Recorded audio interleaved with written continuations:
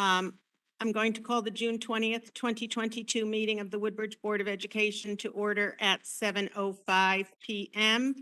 with a reminder to all those watching and participating remotely to kindly mute your microphones to avoid any background noise. This meeting is being held as a hybrid meeting consistent with sections 149-153 of Connecticut Public Act 2223. Or 22-3, I'm sorry. The public may attend both in person and electronically via WebEx.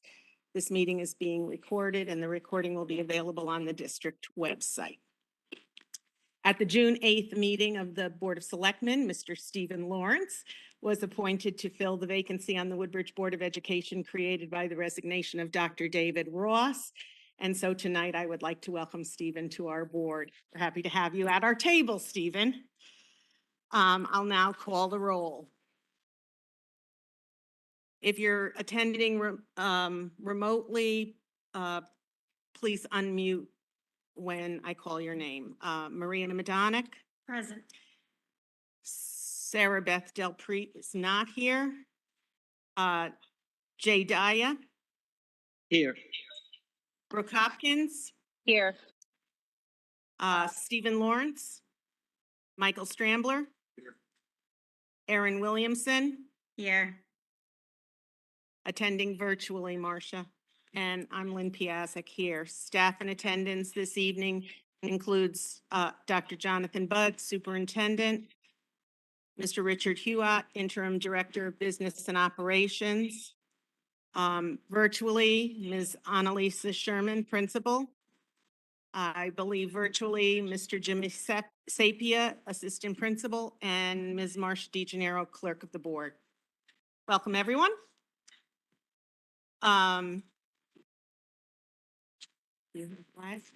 So I would ask everyone to please stand for the Pledge of Allegiance.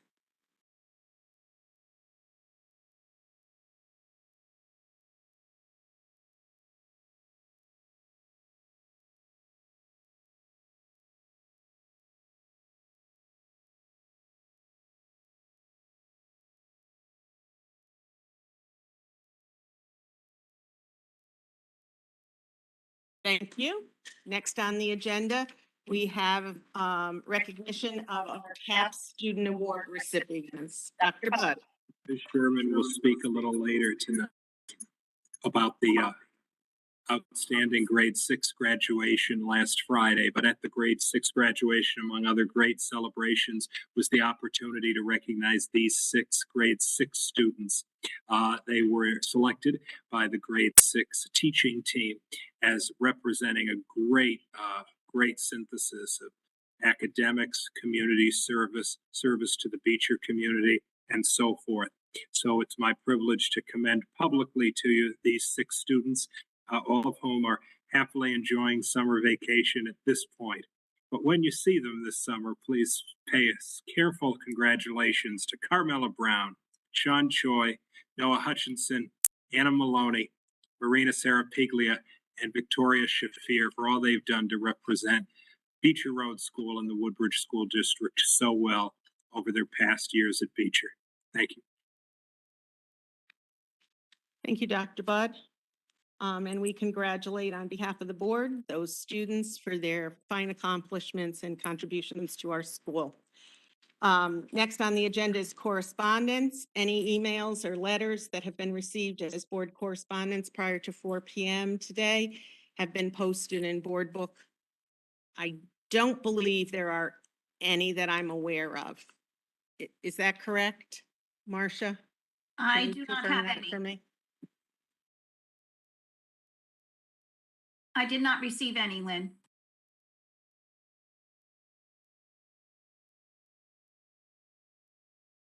Did not receive No, it. I got a shaking head. Thank you, Marcia. Public comment. If there's public comment virtually, if you would raise your hand.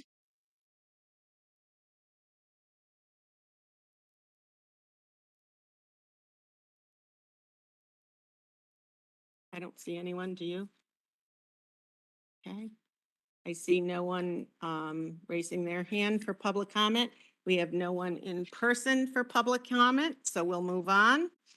Board of Selectmen update. I don't believe we have Ms. McCrevin on this evening. Ms. Heller, do you have anything you wish to say this evening? Can I hear her? Yeah, can you hear me now? Yes. I just want to wish everyone a happy and safe summer. I wasn't prepared to give remarks this evening. I don't know where Sheila is. Apologies. That's okay, but thank you for your good wishes. Yeah, and it was a wonderful collaboration all year and we got through it. And best wishes to Dr. Budd, if I haven't said it enough. Thank you, Beth. Thank you. Thanks for all and your, Beth, on behalf of the students and the faculty and the board, I want to thank you and the Board of Selectmen for your support this year, and also personally for your participation in sixth grade graduation. It was very much, as always, appreciated by our families and the community. it was wonderful. I enjoyed it. It Wouldn't miss was it for the world. wonderful. Thanks. Thank you so much. Thank you. Didn't mean to put you on the spot. PTO update. Joy.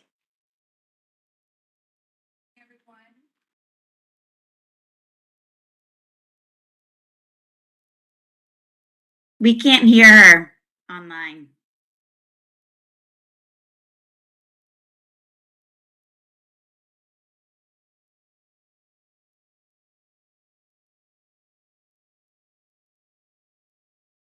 Give us just a minute. We're trying to unmute.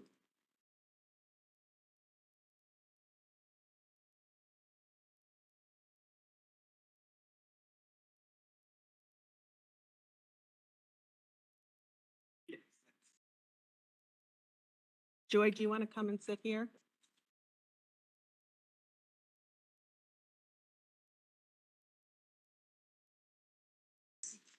You're welcome.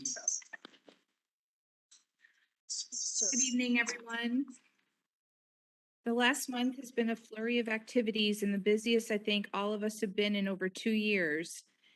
We had our most successful quasi night with BCS ever on May 20th. Over 1,100 tickets were sold. We had beautiful weather and it was wonderful to see our friends with so much excitement in their eyes.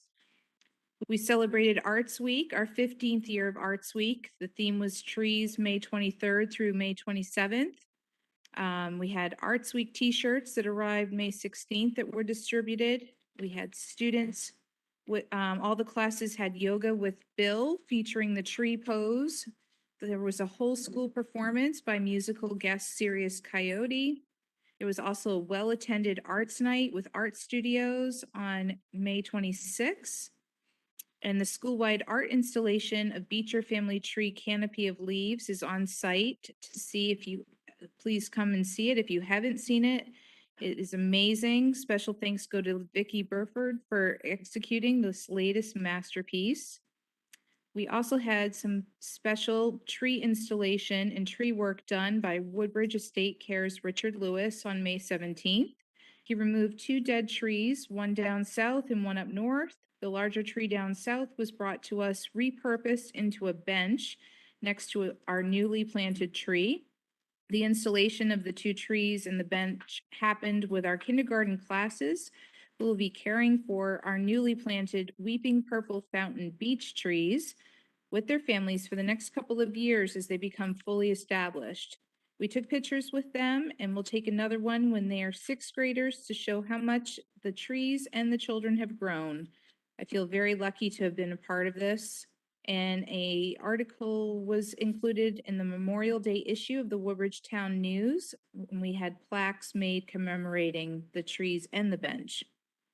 We are happy to report that we were finally able to dedicate our climbing wall to Logan Testa at the triathlon here on June 11th. We installed a plaque and had a private dedication with Logan's family before the start of the triathlon. May Logan's memory live on and his bravery and strength be an example to all of us. 6th grade graduation activities were also a huge success. Yearbooks were distributed the day before graduation so that children could sign them with their friends and their teachers. T-shirts were given out to be worn at the sixth grade field day with BCS on May 25th and for the whole school field day on June 13th. We had an amazing pool party at the Woodbridge Club on the 15th. We had plenty of volunteers, a DJ, lots of food, pizza, chips, and cake, as well as various lawn games, and everyone had a wonderful time. The graduation ceremony on Friday, the 17th, was also lovely. Thank you for making this rite of passage so special for our sixth graders. Sixth grade graduation gift is substantial this year since we are combining the years 2019 through 2022. We're calling those the COVID years. And the gift will be a kiln for the North Art Room. The PTO is giving gift cards also to Home Depot, to our hardworking custodial staff for all of their help this year. They've been amazing. I want to take a few minutes to talk about something that I'm so excited, and the PTO is so excited that we were able to do this. It's called the STEAM Dream. In celebration of 50 years of PTO at Beecher Road School, we are gifting $50,000 worth of amazing items to enhance STEAM programming. We asked for wish lists to infuse STEAM in our library, technology, STEAM, and art areas of the school. We asked everyone to dream big, and they came back with amazing stuff for our students. These are things that would never be included in the budget and will truly enrich all grade level curriculum in the areas of science, technology, engineering, the arts, and math. For those of you who are newer to the Beecher Road School community, the PTO had several successful fundraising years, which included huge Halloween hoots, 2 Boosterthon fun runs, and quasi nights before the pandemic hit. Since 2020, the PTO could not spend the monies for the enrichment activities and enhancements since COVID restricted what we could do at the school. As stewards of that money, we saved it and had many conversations about how we could best use the money to be most lasting and impactful for our school. We want to thank the administration, the library, the tech department, facilities, art department, and the business office, and MAG for all of your work researching items for the PTO to purchase. These items will provide resources and enrichment for our school community for years to come and can even be used for after-school and summer programming. Here are some of the items we will be purchasing. In art, we will be doing a pottery wheel. We'll be getting a Bose music system so they can do art and be inspired by the music. Color printer, iPads with Procreate and Logitech crayons for digital art making, and a kiln for the North Art Room. For the STEAM lab, we are refurbishing the greenhouse and creating raised garden beds outside. For tech, we're getting a 3D printing lab. We're going to be getting enhancements to the current BRS News Lab. We're also going to be doing a robotics lab, which is very, very exciting. Library, we're buying items that will help create a space of multi-sensory learning and enrichment where students work cooperatively as students engaging with various building materials, circuits, engineering, math games, team building exercises, and creative art in class and at other times throughout the day. MAG, we're doing a kitchen redo, something like a stainless steel restaurant type sink, induction cooktop, food storage and prep thing. That's going to be an ongoing project, and we're still discussing those details. Maria and I will be ordering all of the items we have links for in the next couple of weeks and have them shipped directly to the school. MAG's kitchen redo, the STEAM lab, greenhouse, and raised garden beds, and the sixth grade graduation kiln will take longer to pull together, but monies have been set aside for those projects. I just want to share with you briefly also what the library wrote about the $11,000 we are spending there. We are incredibly overwhelmed by the generosity of the BRS PTO and cannot wait to breathe new life into our library media center. With the funds provided, we hope to make the library a hub of multi-sensory learning, cooperative play, and engaging STEAM activities. Libraries have recently gone through a renaissance and have become far more than a place to simply check out books. Libraries are a place to engage in a variety of activities and experiences cross-curricularly. In the library, students do not simply come in for library class lessons. They look forward to time in our space to work cooperatively with peers at our maker space, a cooperative play area, and Center for Creativity. Through this PTO funding, we will be able to create centers for students to engage with various building materials, engineering, math games, team building exercises throughout the day. Just to give you a little image of what that might look like. A small group of students are engaged in shared book under a new arched reading area, talking about characters and preparing to do a puppet show. Another team is building a fort out of foam beams, discussing the best engineering tactic to hold up the roof. Older students are taking apart electronics, donned in safety goggles and using screwdrivers, figuring out what makes things work and exploring technology. A few students are crafting and drawing at the art tables, making items for a local shelter and nursing home. Pairs of students are scattered around playing math games and discussing the best strategies for their approach. A group of students is building on the Lego wall while talking about their day, socializing and creating simultaneously. Two students are creating a marble run and marble roller coaster, exploring science and engineering. The options are endless. The library is and should be the very heart of the school, a safe place for all students, especially those who may feel on the outskirts of their classmates, a place of warmth and culture, a place of joy and excitement, a place where learning and fun mingle to foster literacy and STEAM. Last but not least, I want to thank you all for everything you do for our students and our Beecher community. It has been a pleasure working with you for the past 7 years. I know how challenging the past couple of years have been for everyone, but I truly feel so encouraged that things are finally moving in a positive direction. Have a wonderful summer. I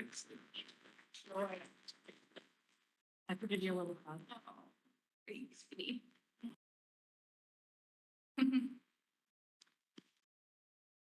Joy, we thank you so much for 7 years of service to Beecher Road School, to the PTO, but most especially to the kids. The support that the PTO gives the school is amazing. Your leadership has really been outstanding during a most difficult time for everybody, and you made it work for the PTO. So thanks so much for everything.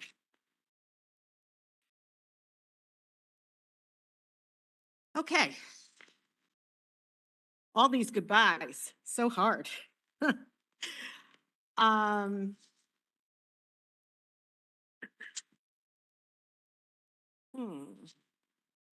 Joy, did you walk away with one of my papers, perhaps? Share with you. Oh, no, never mind. I got it. It's on the back. Thank you. Consent agenda. The minutes from the May 4 and May 11 special meetings, as well as the May 17, 2022 regular meeting, are included in this evening's consent agenda, along with budget narrative, budget summary, and detailed financial report for 2021, 2022. Is there anything the board wishes to extract from the consent agenda this evening? Seeing nothing, may I have a motion to accept the consent agenda? Maria Madonna, seconded by Jay Daya. All those in favor? Aaron, do I have a yes? Yes, thank you. And are you going to abstain? Stephen Lawrence is going to abstain, Marcia. Otherwise, it's unanimous. Thank you.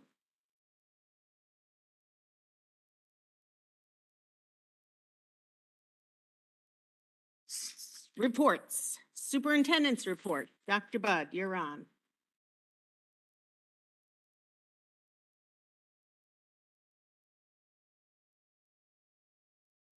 Jonathan, we can't hear you.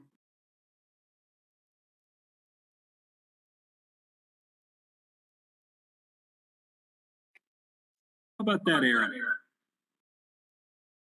Okay, so I'm sharing a presentation that's also in board book this evening. Just going to get it slightly larger on my screen.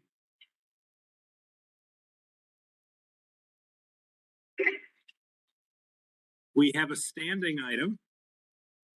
It asks the superintendent to report monthly on safe return. And that item has been with us, well, the entire year. So here you have the year in review, if you will. We were fully in person for all Beecher students this entire year. And through a negotiated agreement with the WEA, remote learning was possible for quarantined students for most of the year. Our total confirmed COVID-19 cases in the BRS community, which again means that someone was positive and was at Beecher during what's defined as their infectious period. The total of all the sums you've been given so far is around 372, give or take one, let's say. Then we should remind ourselves that nearly all of our staff are fully vaccinated, and over 70% of our students, probably nearer to 75% these days. We ended the year with a little over 120 students participating in weekly testing for COVID and over 25 staff members. Those, as I think everybody here knows, but I'll say it in case there are new public watching, the people who do the testing come in from outside providers. We give them the space and the time. Our district office has offered many COVID rapid self-test kits for free this year. And if you're listening and need a few more, you let us know because we have several left. You will remember that if we're looking at the year in review, we started the year with contact tracing, a pretty vigorous activity. First, it was reduced, then it was eliminated. Quarantine length for COVID positive students was shortened. And as I'm sure you on the board will remember, we started the year with masking as a requirement and have ended the year with it as a choice. So those are some details in general about our COVID response. And we've reported also on mitigation strategies, and it made sense to me to group these into three categories here.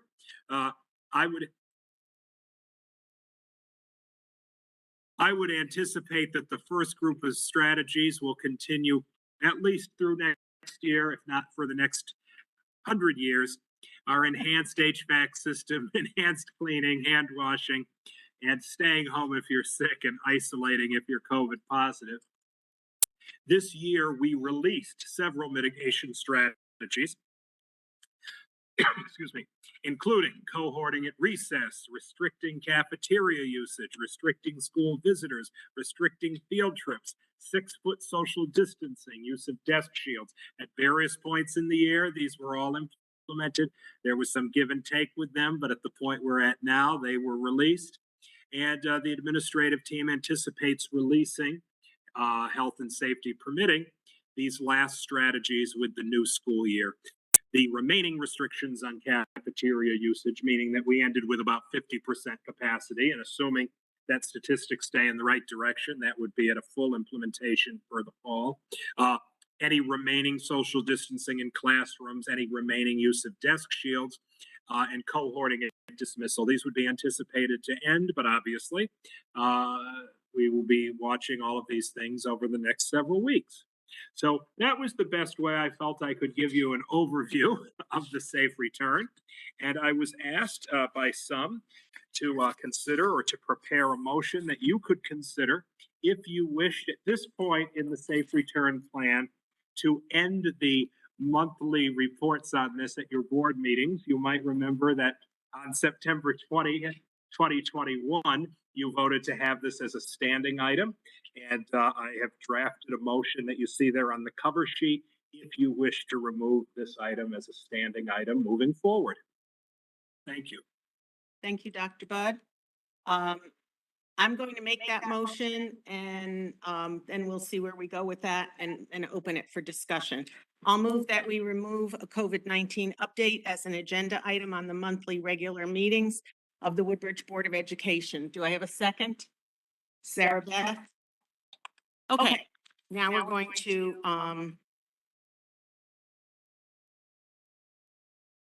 open for discussion. So Maria, do you have any comments to make? I do. I would just hope that with this, if there are any changes, like we do still have some mitigation strategies to sunset, that those updates given to the community so that they know when all of the mitigation strategies have updated. And then of course, if there's any, we hope will never happen again, but if there is another surge, we would all convene to mention that and discuss what the best process would be going forward. But certainly if it gets to a point where we're saying there's no updates, probably. Okay, to move off the agenda. Right, and I think, just to clarify, in making the motion, my intention is that if the superintendent feels in their regular monthly update that there's something that needs to be brought to the board, that would happen. But that as a separate agenda item, it wouldn't exist unless there was a need to reinstate it, which could be done with another vote of the board. That was my intention. So thank you for those comments. Anything else? Maria? No. Anything else? Sarah Beth, any? Nope. Jay?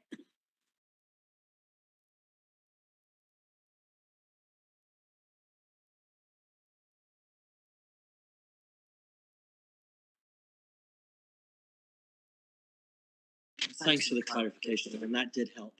Okay. Anything else? No. Okay, so if people in virtual land didn't hear, Jay just said, thank you for the clarification. Brooke, No questions. Aaron, I had a question about two things I didn't see on that list, Jonathan. Can you hear me? Can you restart? restart? I just have a question about two things I didn't see on that list. One is swimming. I know swimming stopped due to COVID, and I was wondering if we could get an update on swimming. And the other one was extended day and the cohorting that's happening in extended day. So my thought on the second, excuse me. Sorry. Go My ahead. thought on the second is that cohorting at extended day to a large degree mirrors the cohorting within the building, and I would assume that that should also be able to stop when September occurs. With the swimming, I think that that's a conversation that also involves the use of the pool. And as some might be aware, the pool is actually being closed for a period of time in August for some facilities repairs. My sense is that when the facility reopens, there's no reason why the physical education program couldn't continue with swimming. So then with that, Lynn, I would just say, I do think it might be helpful if in September, we just have an update as to where current things stand as we go into the new school year. So I'm fine for it not to be a standing item, but I do think it would be helpful for, as we start the new school year, to know what is happening with all of these various things. Because there are some things where we're hopeful, but we're not sure. Just so all the parents are on the same page as to what to expect in the coming year as they begin that school year. So would it be acceptable if I requested that the superintendent included that in the regular superintendent report? Is that good for you, Erin? Oh, yeah, Okay, totally. I'll make a note of that. Yeah. Thank you. Mike? My questions got answered. Thank you, Mike. Stephen? No additional questions. Thank you. All right, so I'm going to call the roll to take this vote. Maria? Yes. Sarah Beth? Jay? Yes. Brooke? Yes. Stephen? Mike? Yes. Aaron? Yes. And I vote yes, so that's unanimous, Marcia. Thank you, board. And I'll be sure to put on my list of to-dos to talk to the superintendent about including an update for the community in the September or maybe even the late August report if they have some idea about what the protocols will, if there will be any, will be. So you can expect that either in August or September, whatever would be appropriate. Great, thank you. Moving on to celebration of Beecher Road School and the rest of your report, Dr. Bud. Aaron, can you hear me? You're our test person out there. Okay. Ms. Sherman and I are sharing this report. Let me bring it up first. We have really three different lenses through which to celebrate Beecher this year. I will begin, but Lisa will come in just a second by updating the board on the progress toward first the district and then the school goals. You will remember first that we spoke about engaging in a strategic planning process. And as you certainly will remember, because this was just discussed at the May meeting, the strategic planning core team did work in late April and early May to develop 3 goals and goal areas presented to the board in May. And the successive slides, and I should point out, if you're remote, this is on board book as well, these capture the statements that go along with each of those 3 focus areas. And these are exactly the same slides that were shown in May. But I think in grounding work going forward and dignifying the work of the core team, it is worth my reading these 3. Building diverse alliances / building healthy alliances, that the district will create and support an inclusive environment that embraces awareness of and deepens appreciation of diversity and individuality while promoting the social emotional wellness of all students. And I think, speaking for the team, we might say that the reason this is first is it's foundational for really the success of anything else to happen. Second, academic framework, that the district will develop and support a coherent research-based curriculum that fosters students' inquiry skills and builds students' intellectual confidence. And finally, in contemporary learners, that the district will develop and integrate project-based learning opportunities into the curriculum to promote student choice and critical thinking as we prepare our students for future learning and responsible global citizenship. The goals, as we discussed, are lofty, they're ambitious, they're multi-year goals. They're not going to happen by September, they're not going to happen by next June, but they're the next 5 years of real good work for the district.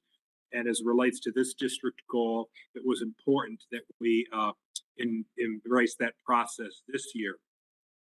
The second district goal this year, related to assessment of climate around diversity, equity, and inclusion, relates very well to the strategic plan goal 1 we just talked about. And at this point, I'm going to pause and turn this over to Lisa, who's going to pick up on this goal.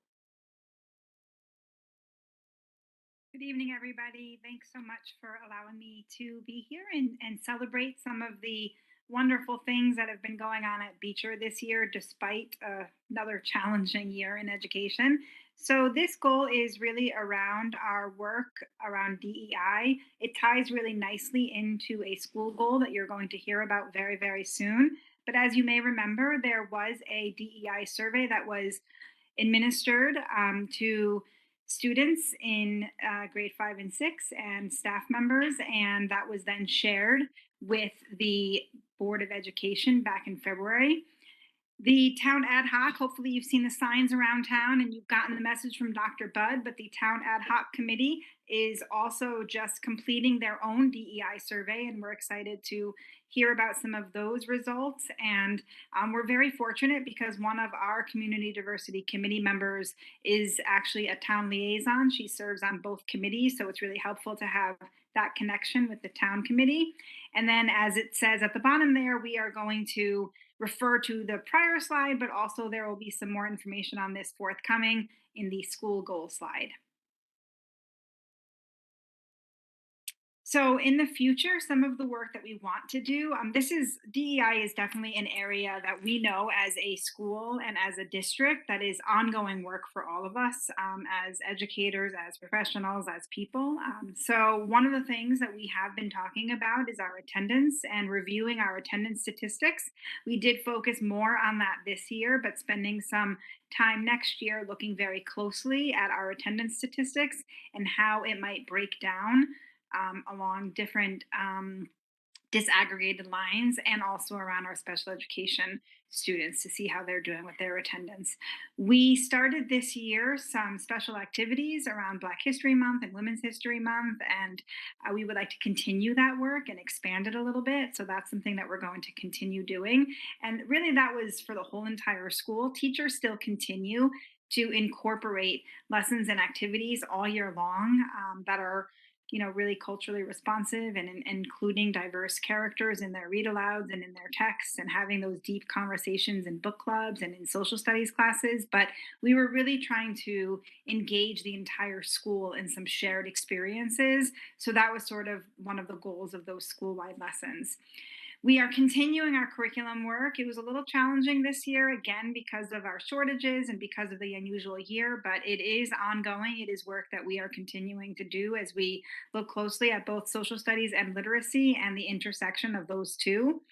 We had a very lovely professional development in March with some outside presenters. I'll talk more about that in a minute. And we got some great feedback from the staff around that. And we're looking forward to using that as a springboard for next year's professional development. And as I mentioned, one of our community diversity committee members is a member of the town DEI committee. So we're really happy to have that connection and being able to support the work of the town.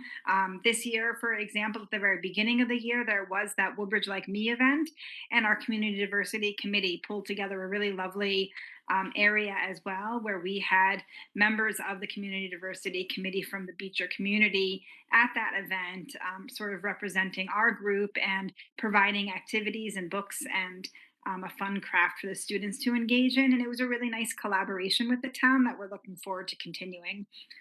And then, as always, I know that there's work around policy and our website around DEI work. And then, as always, this third to last bullet is, really the most important thing, which is just making sure that all of our students, every single one of them, feels safe, feels that they belong, feels that they are represented. And feels like they are a part of our family and that we are taking care of them. So that to me is the ultimate goal, and the work that we are doing ourselves to make ourselves better and stronger and more educated, and we're doing it for the kids. So that to me is the ultimate end goal here.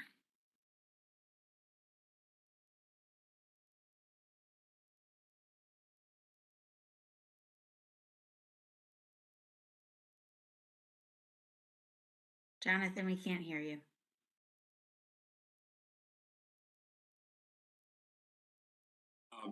I'll try to say that again, that we spoke mid-year about how we had improved human resources processing, and the second bullet is probably the more important here, that by implementing frontline software, we were able to eliminate paper leave request forms, which has made the districts much more efficient and also more timely in terms of processing of teacher and staff leave requests.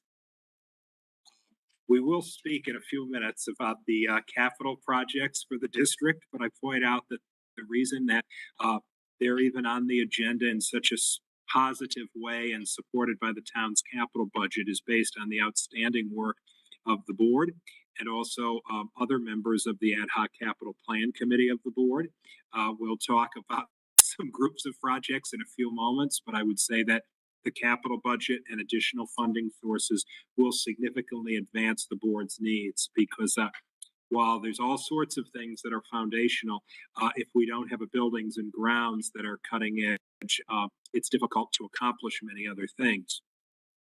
For an update on district goal number 5, I'd also like to turn this to Lisa, who has some specific information to share from Cheryl Kiesel, our Director of Special Services also.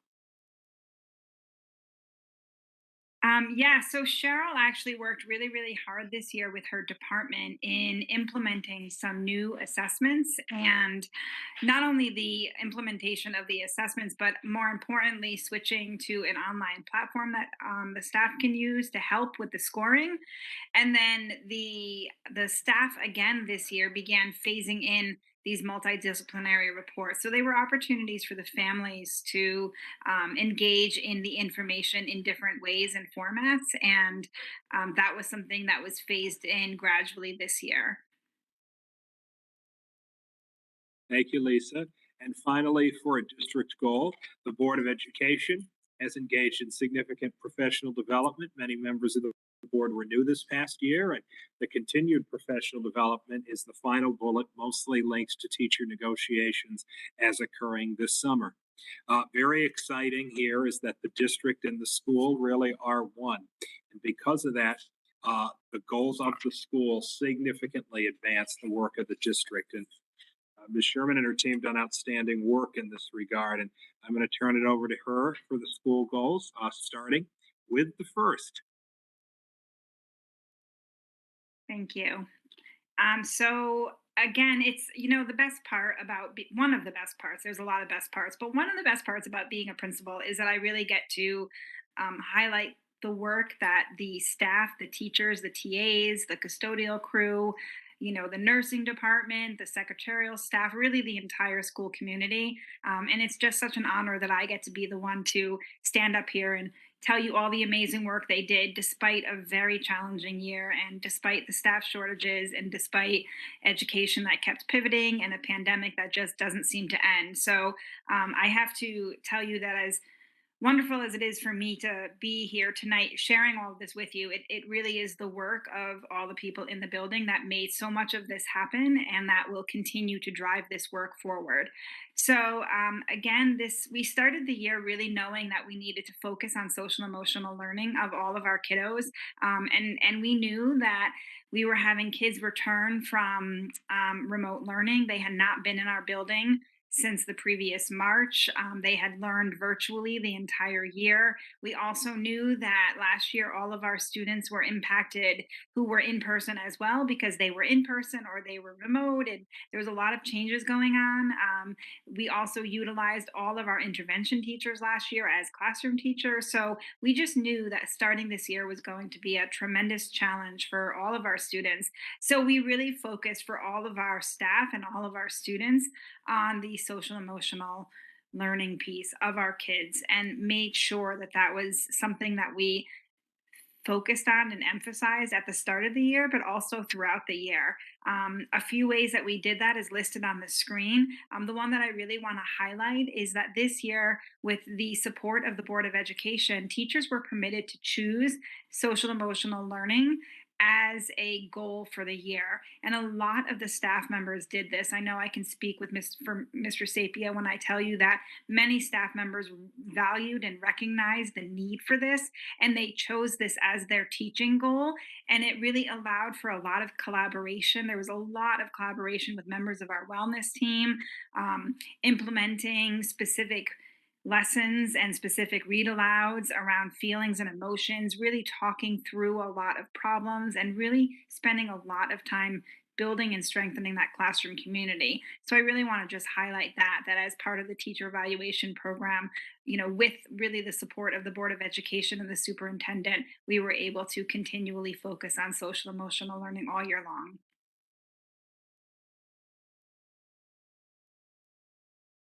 Our second goal was really around learning literacy. As we know, that's really important, of course, and is something that Beecher really cherishes and loves. We are a school that is a workshop school. We focus heavily on reading and writing workshop. Teachers could choose social emotional learning as their goal. Many did. Some did continue to focus on literacy or mathematics, so that was an option.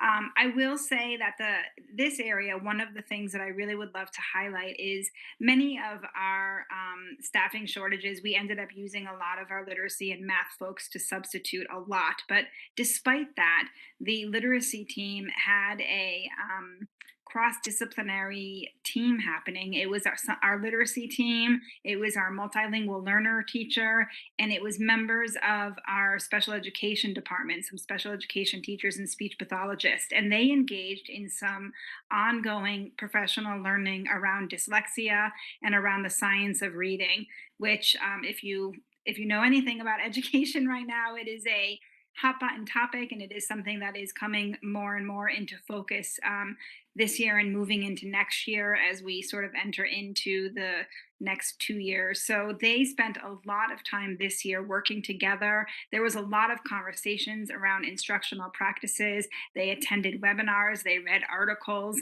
they really aligned their teaching.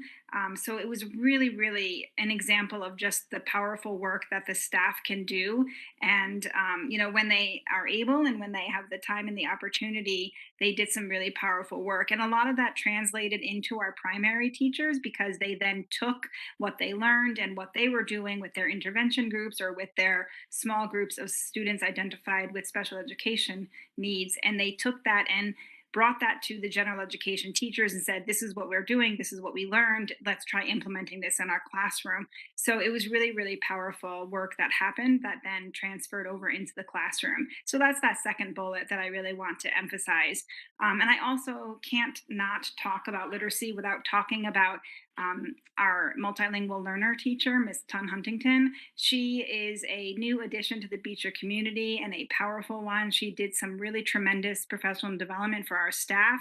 I think at the end of it, the teachers were excited and really, really enriched by the learning that they had with her, and eager for more. So we're looking forward to tapping her more for some more professional development. And she did a really, really great job all year long of sharing resources and sharing learning opportunities with the staff just via email. She would send out quick emails and say, here are some resources for Diwali, or here's something that I want you to know about my new coming students who are here. So she was really a wonderful addition to the Beecher community.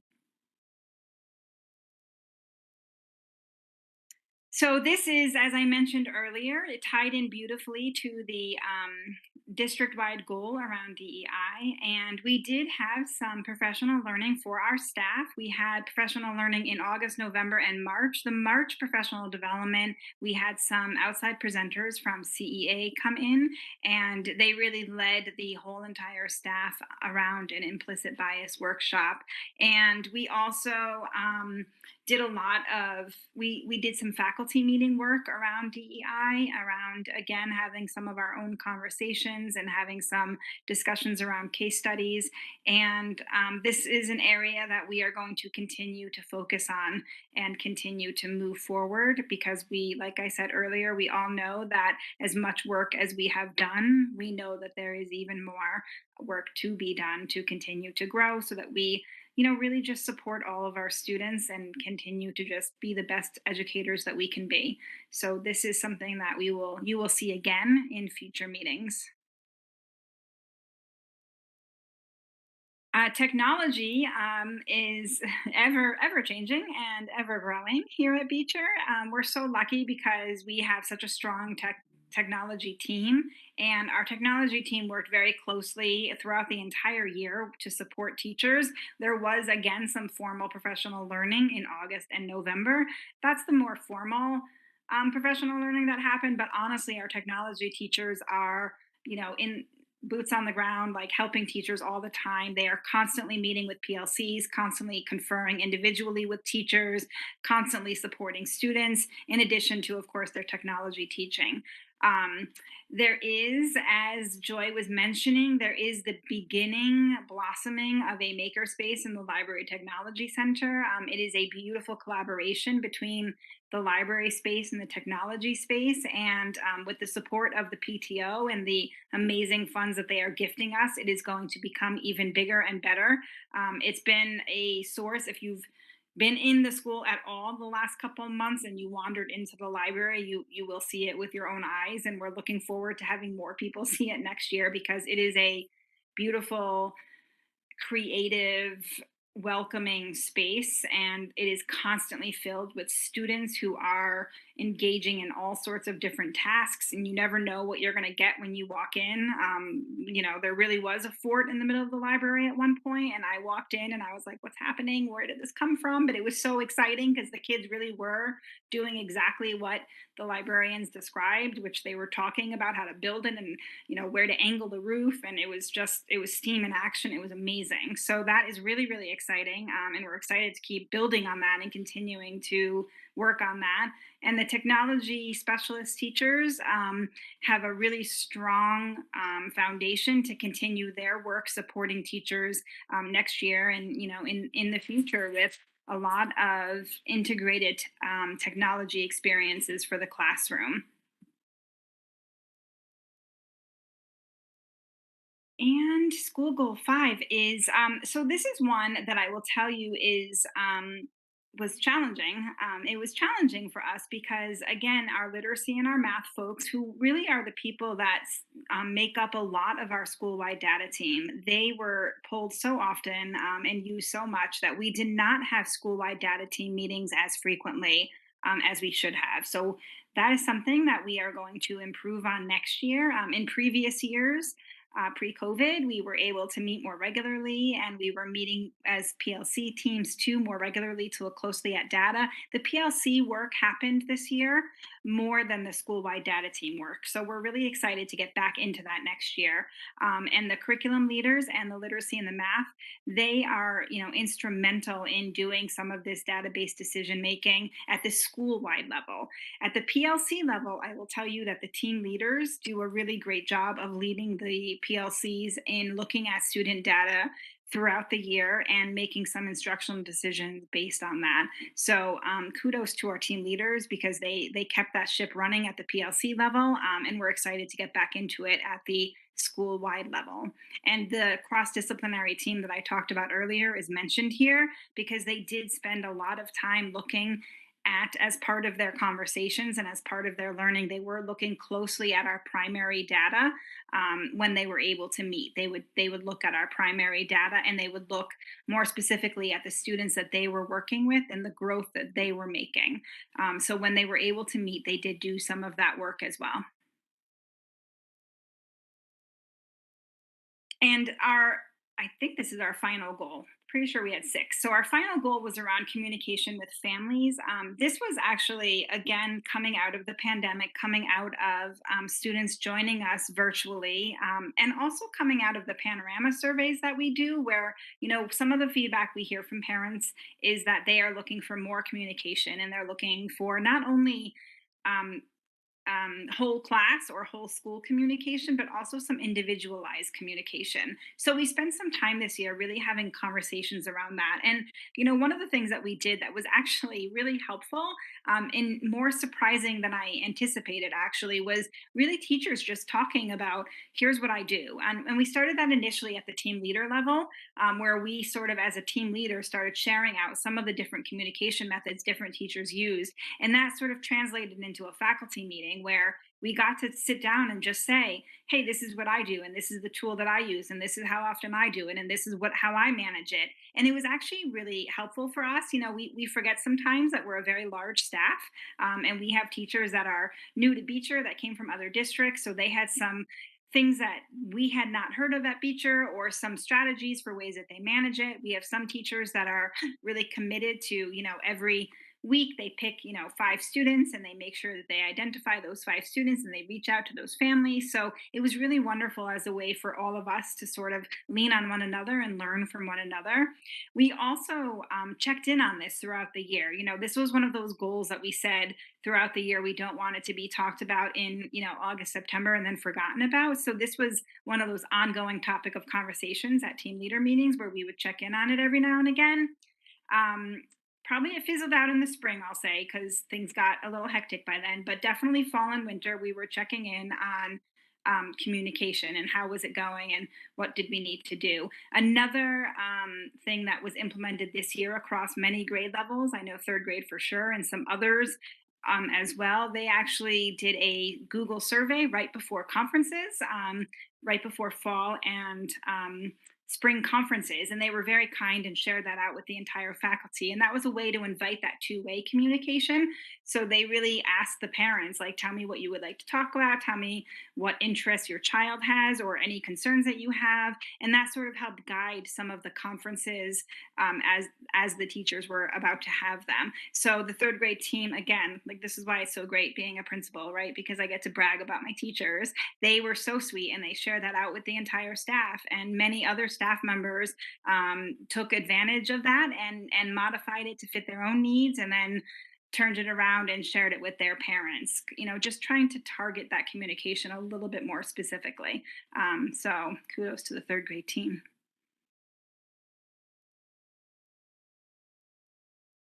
Now, there's a way in which that could have been boring, but I know that you found Lisa's presentation of it very energetic. And the thing is, we are moving this presentation toward photographs if you're looking ahead.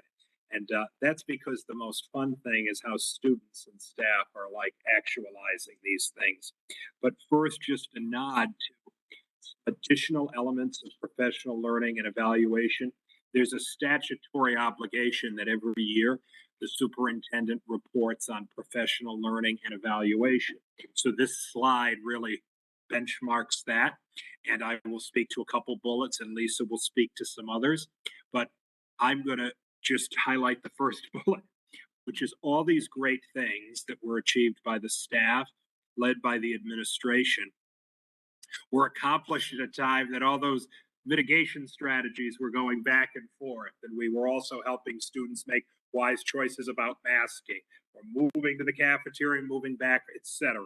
So although I think that the work is quite laudable, even in a normal year, it was happening when the circumstances of education were different, sometimes on a weekly or daily basis. So that deserves to be mentioned in a really significant way. But in addition to some really outstanding professional learning that Lisa has covered on some prior slides, there are some additional moments of professional learning that also occurred. And for that, she's going to speak to the next few bullets on this slide. Thanks. Yeah, Jonathan is right. It's funny because Jimmy Sapie and I were talking recently about how we were like, do you remember when we were contact tracing and like spending hours and hours on that? And do you remember like how did we do that? So it's funny how it was a year where there was mitigation strategies changing and guidelines changing, and yeah, so it's good. Thank you for mentioning that, Dr. Budd. So some of the other professional development that I did not mention in previous slides, and I'm sorry I'm talking so much. It is a lot to share, I know, so a lot to take in. So, but some of the other professional development was, as always, I shouldn't say as always, but we often do a presentation, and Jimmy and Cheryl did it this year around Section 504 and special education, sort of the interconnectivity of those two, the importance of the laws and the regulations. That happened earlier in the year. We did have an outside consultant come in and do a professional development around assistive technology. We were very grateful for that. It's always good to hear from outside people and have a different voice sharing information. We had a conversation that I actually led with the support of Jimmy and Cheryl around the Connecticut Code of Professional Responsibility for Teachers. And that really came out of a lot of what was going on within our community, and in a way that we sort of needed to talk together about our own ethics, our own professionalism, and sort of working together as a community.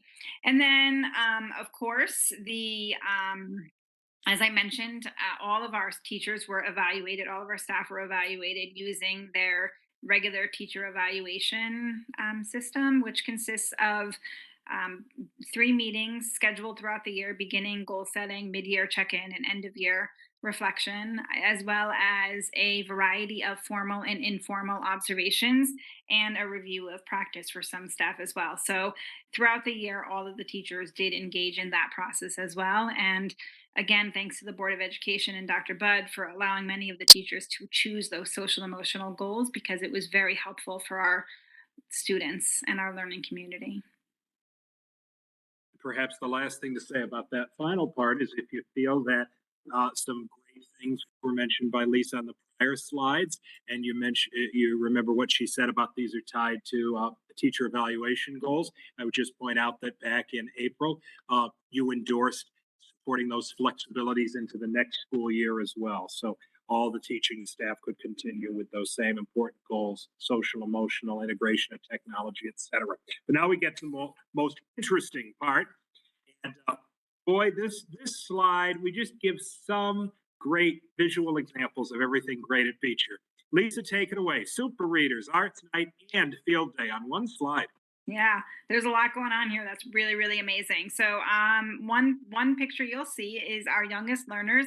They celebrate their super reading. They have a unit in reading workshop where they learn about different strategies for tackling reading, and then they end up putting on a super power parade, super reading power parade, and the entire community comes out and claps for them and celebrates their reading and the work that they have made as kindergarteners. This happens every spring. It's beautiful. It's literally the cutest thing in the entire world, and it's incredibly beautiful to see because these little kindergarteners are so proud of themselves in their capes and carrying their signs announcing all of the ways that they are readers. So it's really, really beautiful, and the entire school community cheers and claps for them. In the middle there is Joy mentioned the Arts Week. Arts Week came back happily. It came back slightly modified, but the theme this year was trees. Many thanks to the Arts Week committee and the PTO for working together. We did have an arts night, which was really fun. We had some parent volunteers.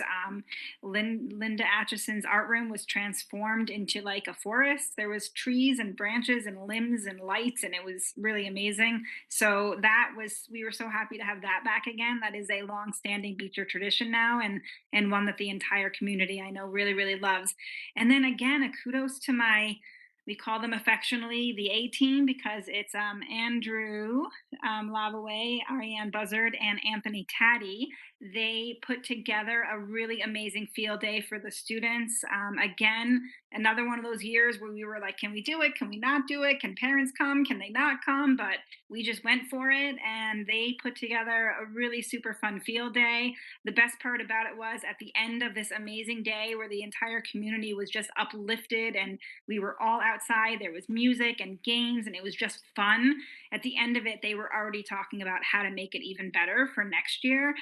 And it's just, one of the many things that makes the Beecher teachers amazing because they did a wonderful thing and they already were like, let's make it better for next year. So field day was a really fun day, and we were excited to have that back again too, because that was another thing that went away with COVID. So we were so happy to have that back again. And excitingly, on the next page, we can speak about instrumental music returning to Beecher through some complicated reasons, including the COVID-19 pandemic.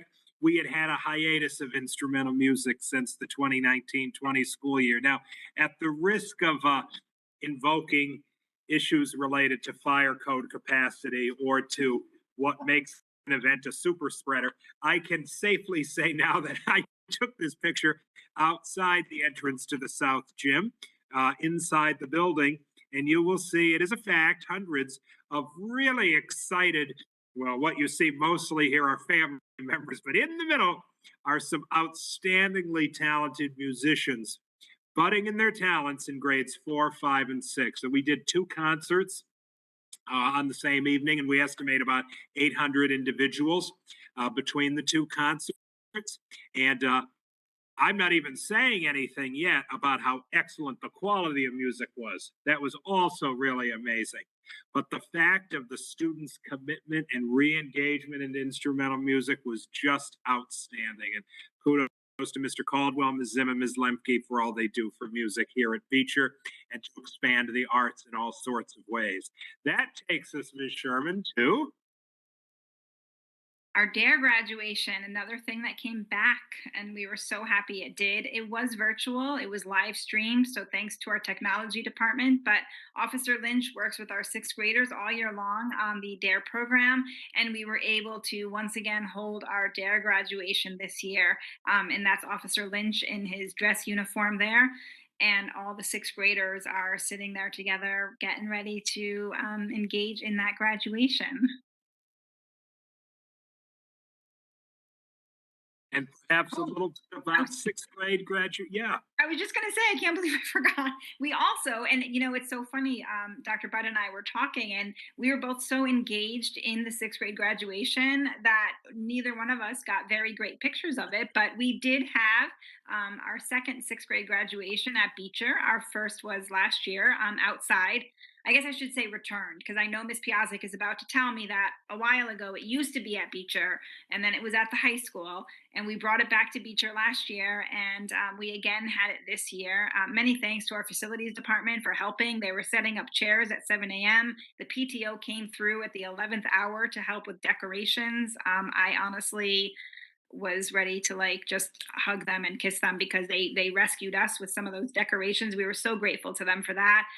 And also the office staff, they were the ones that helped with the program and the printing of the certificates. They made it all happen. So again, it was a team effort. It was a beautiful day. The weather was perfect. We had a photographer who was there taking pictures of all of the graduates. We were so lucky because Dr. Budd spoke, Beth Heller spoke, Mary Wielander spoke, Lynn spoke. We were able to recognize our teacher of the year. More on that in a minute. And it was just a really beautiful day celebrating our sixth graders and sending them off to the middle school next year. So it was a really, really excellent day with a lot of help.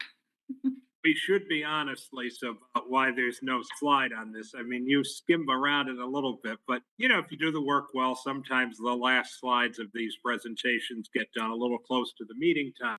So we were late this afternoon doing this slide, and Lisa and I both realized we did not have any picture of this year's event. I said, we have some pictures from last year's event. We can probably incorporate them and nobody will know. But you know what the difference is? Last year's event was socially distanced. So you see little groups of chairs. I said, that will not replicate really well exactly what happened this year. So great feedback from the community members who were there. Many board members were there. Finally, we commemorate this school year and move to next school year by recognizing our Beecher Teacher of the Year, Ms. DePalma, our pre-K teacher since 2001.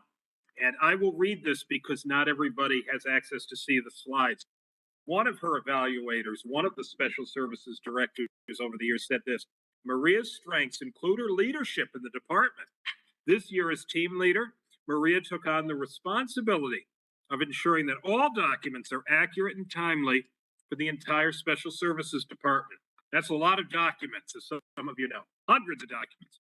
Her efforts went above and beyond.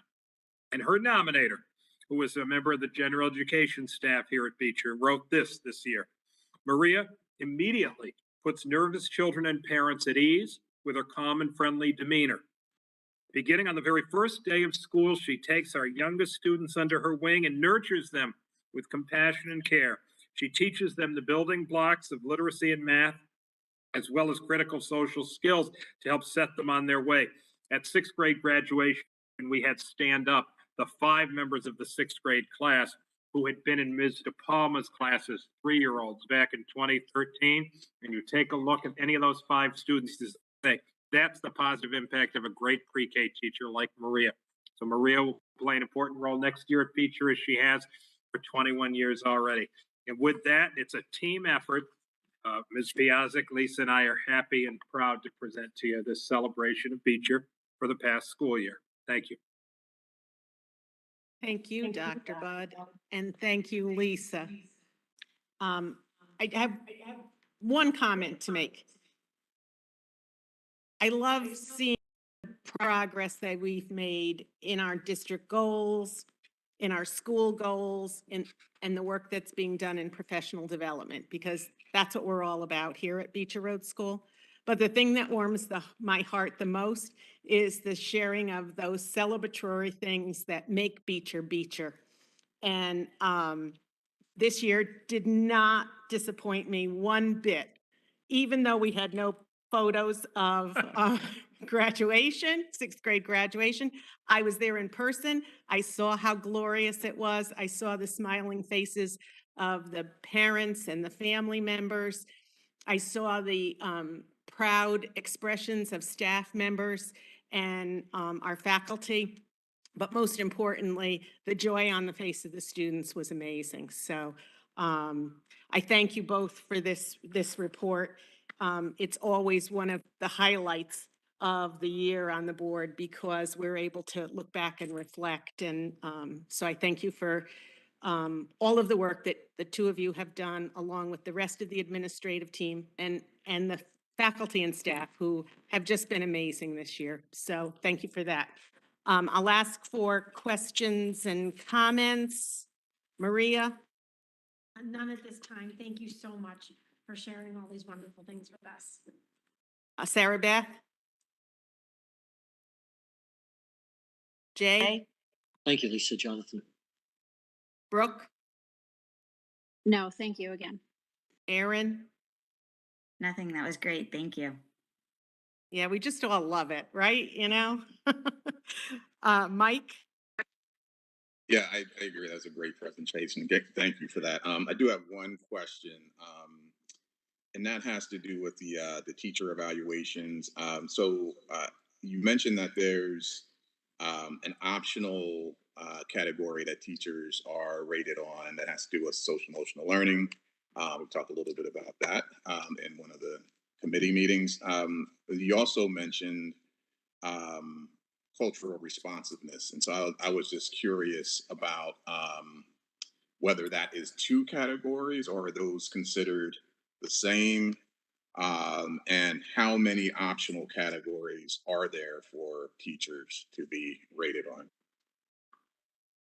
So there are 5, right, Lisa? Right. Go So ahead, Lisa.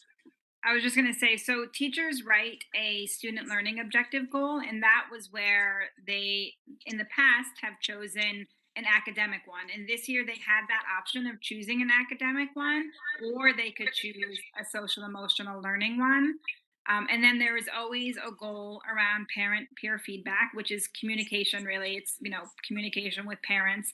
And then there's always sort of their own professional learning goal tied to the Connecticut teaching competencies, where we sort of ask them to think about your own professional practice within the classroom.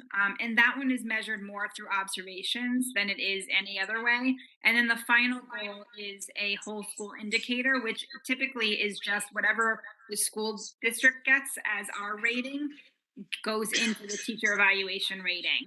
And that is the sort of the smallest percentage. Does that make sense? Yes. So how many of those are optional, or all of those mandatory that you just mentioned, or are some of those optional? No, what I just described, those are all of the goals that teachers have to set. Where they have some options are, for this year at least, was in the first one I mentioned, this student learning objectives. And that's where they could choose that social emotional piece or an academic piece. Okay, I see. That makes sense? Okay. Yeah. Thank you. Anything else?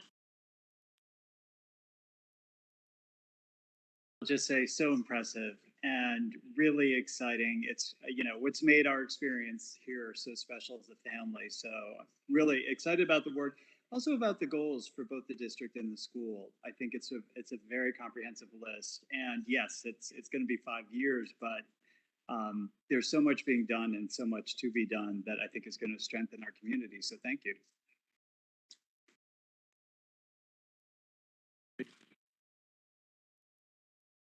Lisa and Jonathan, thank you again. Appreciate your hard work. Lisa, next on the agenda is the Beach Road School update, but I think you pretty much covered that in Yeah, I our was just celebration. going to say, yeah, I was just going to say so much of it was really included in what we just discussed. I don't really have much additional to add other than to say, thank you. I just want to sort of publicly thank the Beecher Road School staff. Everybody, all of us as a community, we really came together this year and worked really, really hard in an ever-changing school environment. And I'm just really grateful to be here at Beecher, and to have the support of the Board of Education is amazing. So I, just sort of publicly want to thank everybody that I am really honored to work with this year. But really no new updates beyond that. And Joy, we're going to miss you if you're still on. Thanks, Lisa. And we appreciate you as well. Next on the agenda is the Facilities Committee report. Mr. Hughes, the chair of the Facilities Committee, is not with us this evening. I'll just point out to the board and to the public that in Board Book you will find the minutes from the June 7, 2022 Facilities Committee. meeting that took place. At that meeting, Vito Asparo gave the Facilities Department monthly report, and there was a discussion of the solar initiative, which we will be discussing later on in this agenda. So thanks to Jeff for chairing that committee this past year. Moving on to Finance Committee, Dr. Dyer. Okay, we had a very busy month. We had 2 meetings. So I'll quickly go through the first meeting. The first meeting was held on Wednesday, June the 8th from 7:01 to 8:17 p.m. This meeting covered 3 primary items. We looked at the fiscal year 2023 capital budget as approved. We looked at revenue to the district, and we also examined the 2023 operating budget as approved. To just sum up very quickly what that meeting was about, we talked a little about the roof replacement. The roof replacement comes in at $351,000 in the first year, 2023, and another $350,000 in the following year, so around $700,000. Just remember that as we go forward, because I'm going to try and explain how we're going to recover that back. There's significant state support in this. I believe Richard can confirm. Was it 34%? Was it from the roof? 28%. So we get 28 cents in the dollar back. I did try to get 34. Richard was convincing me otherwise. So we get 28 cents back on the dollar for that. So that's a rebate back to us from the state. There's flooring remediation for $125,000. That'll begin hopefully this month going through, so we'll get some bids out. But that's all subject to sampling and inspection. The town thankfully will cover the oil tank remediation. Thank you, Beth and Tony and the team for taking care of that. However, we'll take care of the sidewalk. And again, this is going to get included into this year's budget, so that's a great item to bring in this year. Retro commissioning is complete and everything's been covered in the budget this year. Network wiring, that will occur in July and August with an installation date September, October. And this is really for security and network improvements that are needed here. There were some questions on the special excess grant that's remitted to the town, not the school, and how these funds might be best reappropriated to the school. There was discussion on a 7th section in kindergarten. Ms. Sherman mentioned that intake was uncertain until the last minute, and the committee was provided with 3 options. I believe Jonathan's going to talk about those options later at the meeting today. There was a substitute of $50,000 from interns to substitutes. So there was a budget transfer. It's just a dearth of interns at the moment, resulting in that change. And we have some very strong substitutes who can help in the classroom. Now, one part we noticed was there was an overall reduction of 1.7% in supplies and furniture. And here I've sort of got a suggestion. Inflation's running at around 10% in general at the moment. And I think we really need to keep a close eye on this item with the town. Given that, if we're taking it down 1.7%, next year we could be back up 10% on the original. So we really want to keep an eye on that. Last but not least, we talked about revenues that Beecher Road School generated. Many people don't know that the school does generate revenues. So it generated $413,000 in IDA grants that support special education and preschool programs, $87,000 in Title I to IV grants for educational achievement gaps and ELL students, about $52,000 in special pandemic grants that support COVID-19 recovery, and 2 general education pandemic grants. ESSER 2, that was for the $205,000 in 2021-22 to 23 to support COVID supplies, summer learning academy and special education salaries, to support additional students and purchase services. That's leaving a balance of about $34,500 that could be applied to network wiring and security upgrades. And then there was an ARP-ESSER that was received in 22 to 24 of almost $462,000. There's about $174,000 encumbrance for that for social worker and special education salaries and the learning academy. That leaves a balance of about $280,000 $88,000, which has been proposed as sort of a down payment on the network and security enhancements. And again, I've got another suggestion here. I would suggest, the funds come for these upgrades for network and security come partially from ARPESA, and a request to the town from the excess cost grant estimated for fiscal year 2023. And again, I'm going to go back to Richard to confirm this. I believe it's in the region of about 325,000, is it? Or 200? Next year's excess cost. That's this year. The estimate. This year's was 326,000. So I've suggested that we ask for a portion of that to go towards the network and the security enhancements. Now, we're going to talk about the solar project. Richard's going to talk about that, but I just want to drop a little note here that I'm going to suggest that the town gets sort of reimbursed for these network upgrades and these security enhancements through the solar initiative. So I've just done a little basic math with Richard's help, and I would say that we encumber 167,000 to cover salaries for special education teacher, social worker, and summer learning academy for 23-24. And use the funds from the excess cost grant to support the network and security upgrades. Now, in my next item, I'm going to quickly mention that with the solar initiative, it could save us about 930,000, and I'll explain how I got that number. Now, last but not least, I wanted to mention something quickly. A budget is a forecast of costs that we expect to incur in a given year. Nothing is certain, as we know, and we all have had to deal with uncertainty and costs. Think a year back. Did you ever think you were going to pay $5 for a gallon of gas? And so now multiply that one expense that we've all had to incur by about 1,000 for a school budget. So you sort of know what Richard and Jonathan have had to go through this year to try and get the budget back on track. So that was the first report. Sorry guys, today's a busy day. Let me move on to the second meeting. We had a second meeting 6 days later. That was this one. So we met on Tuesday, 14th June from 4:31 to 5:34 p.m. And in that meeting, the items presented was the budget narrative for the current year, 21-22, and the operating budget that we've just discussed, and the update on the solar initiative.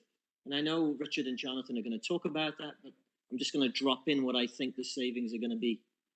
Now, I've got to give a big yay to Jonathan and Richard. The expected budget balances of 9th of June 2022 was a positive 3,622. Now, for some of you in the room, you remember last November where we were in a negative of 171,000 plus. So, on top of that, what I'm going to tell you is this past year saw lots of unexpected costs. Additional class sections, recruiting a required nurse, increased medical insurance costs, higher fuel and electricity costs, higher liability insurance and workers' comp, unanticipated retirement payments, urgent capital expenses drawn from the operating budget to fix the micro turbine and the JACE that Jonathan just mentioned earlier as key big increase items. And we were able to include those in the budget alongside ending the year, hopefully, in a slight surplus. Now, some of the items I just mentioned amount to a few $100,000. So I think we've done an amazing job this year in getting that budget back into line. And again, thank you to Richard and Jonathan for working on that for us. Now, I mentioned the current budget absorbs retirement expenses. This year, I believe there's been more than we'd anticipated. And so there was a 52,875 that we've already absorbed in the current budget. Sidewalk improvements have been included for 9,000. Now, the only outstanding item is legal expenses. And Richard informed us that what had been encumbered for that particular item would closely resemble the final outcome, with a little change here or there. The committee was informed that the excess grant was expected to be around 326,000, which is sent to the town. The town has kindly offered to return 167,500 back to the school. It was suggested by me that some formula be considered on this revenue that usually gets passed back to schools to allow the district to accommodate unanticipated special expenses that arise during the year. I think we should set up a committee to look at this and to examine how this might happen going forward.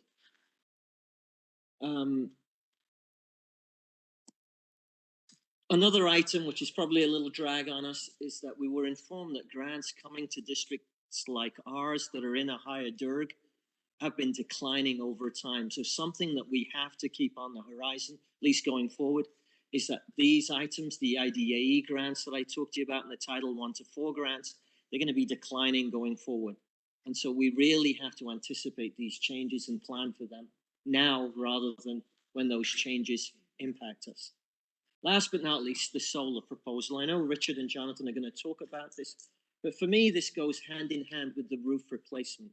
As I mentioned to you, the roof replacement completion was expected in 2023, the summer of 2023, and I believe the cost has been estimated to be around $700,000 or thereabouts. So the solar proposal really augments this roof restoration and replacement. So if we think about this solar option, Richard has brought to the board an amazing proposal. And I know Jeff has also looked at this from the facilities committee, and I get 2 thumbs up from him on this too. The bottom line is that the proposal that Richard and Jonathan have brought to us would lower our costs to 4 cents per kilowatt hour. We're currently paying 23 cents per kilowatt hour. Now, the savings, Richard has estimated to be around $71,500 a year. Now, the way I think about this is solar panels have about a 20-year life. So I'm looking at about, 1.5 million in sort of real dollar terms, but we don't think that way. I would discount that back and take the present value of what that is. Works out to about 930,000 in today's money. So in a way, if we've got an 800,000 project for the roof replacement and we're getting 930,000 back on the solar initiative in today's money, then this is a no-brainer. We're up 130,000. So this item and our refurbishment will go to vote and referendum. So if you're watching and listening, I'm petitioning to you now. Thumbs up, votes up, because this is worth 130,000 approximately to us in today's money. And so this really should be a no-brainer. Okay. Now, last but not least, with that solar initiative, we also get 28 cents back from the state, as I mentioned earlier. So that sort of brings us back another $200,000. So this really is a great initiative. And this is why I would like to request that we go to the town for the network and the security enhancements to draw on this money that we're bringing into the town in today's money. Finally, I wanted to thank Richard and Jonathan for their excellent work in navigating me and taking all my questions late at night most of the time. And the new board members. We were a new finance committee. Lynn was the person who helped us guide us along the way, thankfully. And so I just wanted to say thank you to Jonathan and Richard for this, and Lynn. That's all for me. If there's any questions. Jay, thanks so much. I have to add thanks to Jonathan and Richard for their work. Hours and hours and hours crunching numbers. Here I'm just rolling over in bed and they're here in the morning, late at night, working with the finance committee. It's really been amazing. So, Dick, thanks so much for being our rudder as we move through this year. Appreciate it very much. I'll give you a round of applause. So anyone have any questions for Jay? It was a lot to swallow, a lot of information. And it doesn't stop. We just start a new year in 10 days. So Jay will be captain of the ship once again, and we will continue forward on our path. We're moving on to the capital budget. Dr. Bud? Yes, there's I a, guess you're up. there's a document and board book. The only thing I would say, Lynn, that confused me a bit about Jay's report, he talked about questions late at night. I remember the questions early in the morning, but it depends what time y'all go to bed. The thing is, if you take a look at the document, I'm not gonna project it because it's in the packet you have, board members. It says FY23 Board Ed Capital Budget is approved and other capital needs.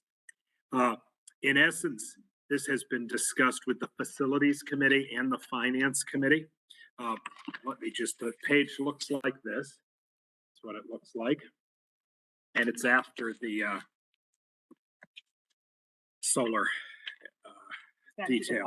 After the Finance Committee report, exactly. Right. So, but I can gloss a couple of more things on here. So, two major projects identified by the Ad Hoc Capital Plan Committee are being funded through the approved capital budget. The first is the roof replacement. I'm not going to repeat everything Jay has said, but the point is the $351,000 in the first year, including the architect design fees. Architecture design fees are required by the state for reimbursement. We've sketched out here essentially the path, and by January 2023, the board will have wanted to go to bid on this, and the state has several procedures in their timeline to get you on phase. The January 23 is necessary, we've learned, so that construction could begin in the summer of 2023. And obviously, there's a need for the summer construction to be phased and scheduled carefully because the building is used by the summer for a variety of things. And this is not a district where you can just move these programs somewhere else easily. Second, there's a $125,000 flooring remediation replacement that's been approved through the capital budget. Again, underscoring what Jay was saying, these projects would be submitted to bonding, which requires referendum in the next few months. The point is, Mr. Esparro is working with Fuss and O'Neill to do some sampling. The board has heard before that the flooring replacement involves remediation of some hazardous materials in some parts of the facility, which is why these go together and why there's sampling involved. And basically, the timeline for this, for actual removal and replacement, is probably looking like next summer, because once a crew comes in with all the materials to actually do the abatement, this is not something that can just be done over a weekend. So thank you again to the town for the support through the capital budget, and the bonding through referendum will be the next step. Now, as Jay's mentioned, there's other capital needs, but we're happy to report that several of them are getting addressed. There is an oil tank in the north area of the building that has been abandoned that must be removed. But we have, the town is paying for the removal through its contingency for the year that's about to end. And we are paying from the current operating budget, the year that's about to end, about $15,500 for sidewalk replacement. That sidewalk that is near the oil tank that must be fixed up when the oil tank is removed. The retro commissioning has been paid for and also completed in the current budget. And then, as Jay mentioned, there is the possibility of network wiring and infrastructure being paid for by the ARP ESSER grant, which obviously involves some work over the next few months. But there's two projects not on this sheet that I would call to the board's attention. One would be some capital needs related to security, and the board would be discussing those in executive session.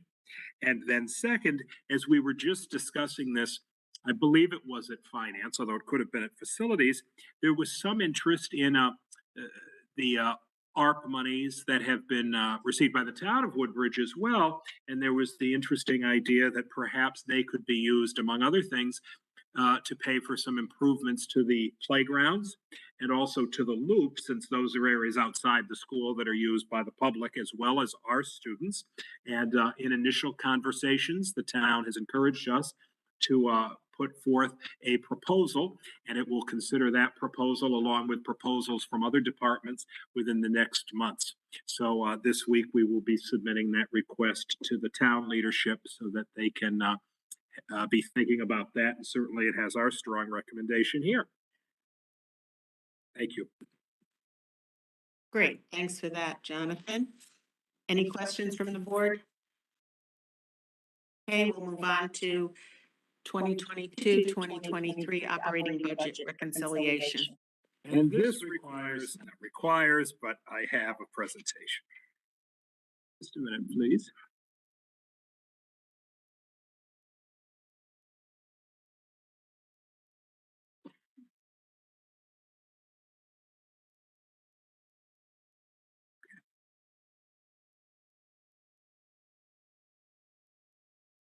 The Finance Committee has thoughtfully discussed the operating budget proposed reconciliation at 2 meetings in June. And what you're seeing tonight reflects the comments that we've received at both those meetings. And so Richard and I and the administrative team put it forward to you as a recommendation to approve this reconciliation. It not only it balances, but it meets the thoughts that you have had. First of all, the operating budget increase is 5.51% for a $16,419,701 budget.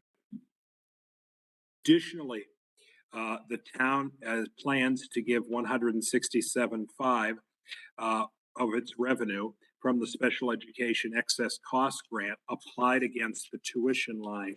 Now, this is where board members, although I have this presentation up in your packet, you also have the line item after this slideshow.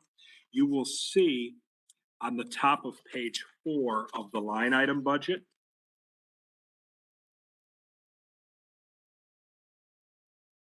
you will see a line about 3 down from the top of the page that says tuition, special education, location wide. And the note there from Richard indicates that that's where the revenue will be applied against. Okay, that's toward the top of page 4. So that's ledgered in this particular way here. And as I said, and Jay has said, everybody has said, we've discussed this at the June finance meeting. So our job was to reconcile. The board had many good priorities, and not all of them could be funded in this particular reconciliation, but the board's work continues in future years. So it's good to have goals as well. Now, our principles has been to continue to maintain the excellence of the school within a time of escalating student needs, including as related to the COVID-19 pandemic. Now, someone said earlier, I forget if it was you, Lynn, or Maria, you said, oh, the pandemic's come to an end. And I like you saying that. So then somebody might say, well, why are we still talking about it? Well, the students have been affected by it and will be for some time anyway.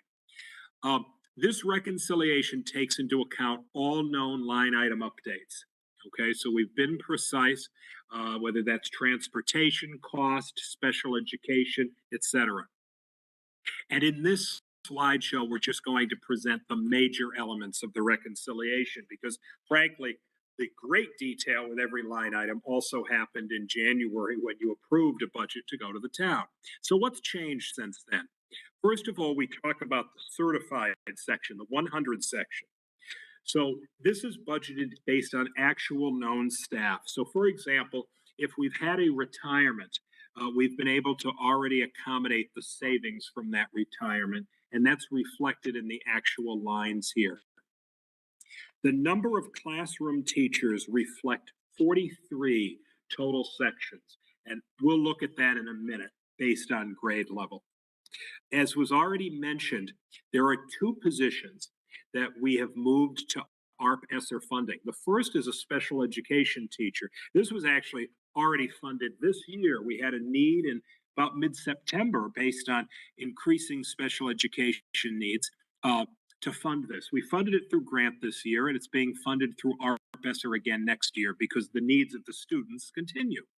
And finally, the board endorsed an additional social worker based on, in general, mental health needs of students. We have 850 students, and our current staffing of a 0.7 social worker was simply not adequate. That additional social worker will be funded by ARP ESSER as well. The board had hoped to add a second STEAM specialist position, but that has not been funded in this particular reconciliation. And in addition, you will see toward the bottom of page 1 of the line item budget, 2 lines up from the bottom of page 1, you'll see a reduction of $14,000 in the curriculum writing line, but that's been offset by over $20,000 that we've been able to fund in summer curriculum writing from the budget year that's ending now. So we're very comfortable with that reduction. Now, the next slide shows you up-to-date BRS sectioning, and this is based on right today known numbers. And I will say that we've updated this chart the past few weeks for Finance Committee, and the kindergarten number does keep moving in the positive direction. The class size guidelines that the board has had for some time are listed at the bottom. And as you know from this chart, the second column shows the currently enrolled number of students, and in parentheses are the number of sections. Now, you will remember at one point when we set the budget, we had talked about 7 sections. Of course, the thing about kindergarten is, despite our best efforts, not everyone registers them prior to our budget reconciliation. So that gets to our question of, well, wait a minute, should we have a 7th kindergarten section? What's our risk tolerance there, especially in a tight budget?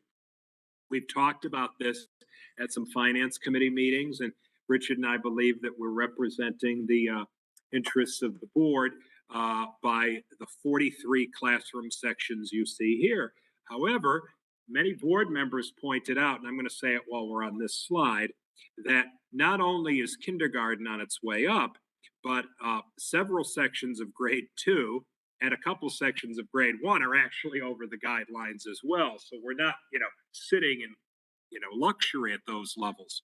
So based on feedback from Finance Committee, this particular reconciliation notes that although we anticipated 127 enrolled, as of today we have 101. If we reach 115, we start to exceed the guidelines per section. And obviously 115 is 14 more than are enrolled now. So might we get 14 more? It seems on the likely side to me. But as some board members have pointed out, most class sizes in grade 2 and some in grade 1 are already exceeding guidelines. So in the summer, the board may very well have to make a decision to add a 7th kindergarten. What if some more kids come into grade 1 and 2? And the comments I think I fairly reflect from the board is the board does not want to be in a situation in July or August of having absolutely no wiggle room. So where is wiggle room? And we talked about a few scenarios with at the Finance Committee. And what we have done is the following based on that. And I'll read the last bullet. Based on the likely need for an additional K section or additional sectioning at another grade. Oh, you'll have to apologize. If we're in the room in person, it gets dark every hour or so until somebody waves their hands. Okay, great. Based on that possibility, we have revised the line item budget. If you look toward the bottom of page 1, Richard has added a line 4 up from the bottom. Teacher salaries other, which, if you will, is a placeholder.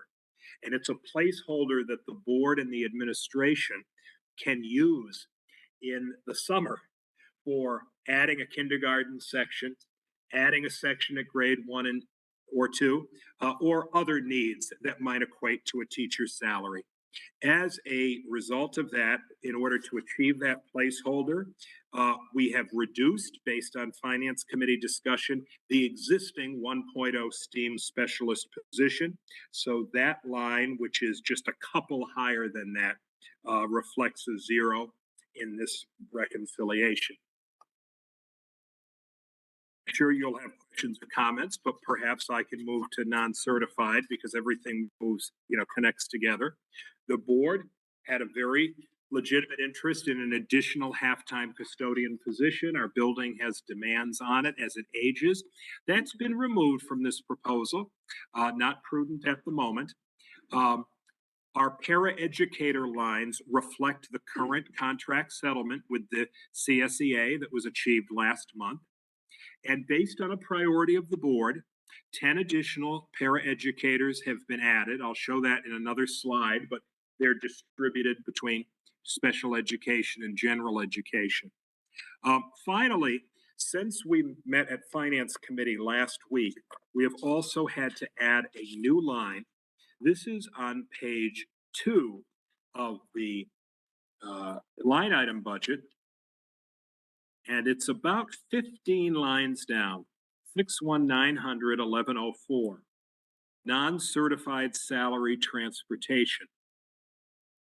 And you'll see it in there for 15,000. It's coming off of a zero for 15,000. The district was notified toward the end of last week of the retirement of the current transportation coordinator for Bethany, Woodbridge, and Amity. And there will be a need to replace that position with somebody to do the work. And at the moment, in conversations with the Bethany and Amity districts, it would seem that 15,000 is a reasonable placeholder. The individual's retiring at the end of September, so there's a little bit of time. But to move forward, I wouldn't be able to go into a ton of detail about that here, except to say we want a placeholder here so you're not caught up short in 2 weeks where to fund that. Essentially, though, if anyone is listening and wonders what this person does, it is everything from helping to organize the routes to dealing with frontline complaints or concerns from families or bus drivers, right? This next slide shows you the administrative distribution of paraeducators. So this matches the 10 additional paras. The ones that you see in the top are actually required now for the special education needs students who will be at Beecher next year.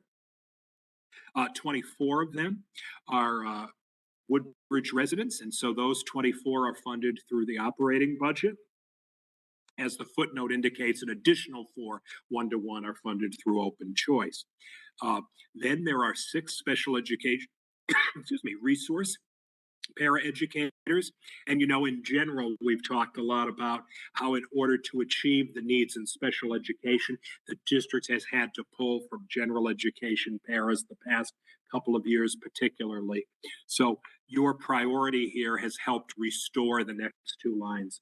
There would be in this scheme 1 general education kindergarten para, and then 1 general education non-kindergarten para at each other grade level, which from the administration's point of view is a much more healthy funding of the TAs who are needed to support student needs, and 1.6 in library media technology. So one thing that Richard has done is he has reflected very accurately in the FTE count for each line, how many people do each actual job. That's much appreciated. Boy, we thought about adding some bullets to this slide, but there's nothing to say. The benefits section, which sometimes we've had whole meetings about, this just reflects the actuals at this point and current insurance costs. Our next sections of the budget, they do reflect that professional development has been reduced. You would see that at the bottom of page 2.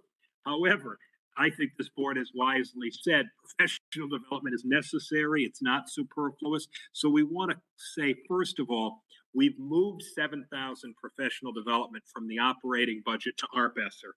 And in addition, we've revised the Title II grant to put 5,200 more professional development there. You will see at the top of page 3 of the line item an additional $50,000 in substitutes. That is an offset to the top of page 4, an approximately $51,000 reduction to interns. And that's a wash, and if you will, it's based on we anticipate it's going to be easier to find building substitutes than interns. We're beating the bushes in both categories. We're actually doing very well in the building subline at the moment.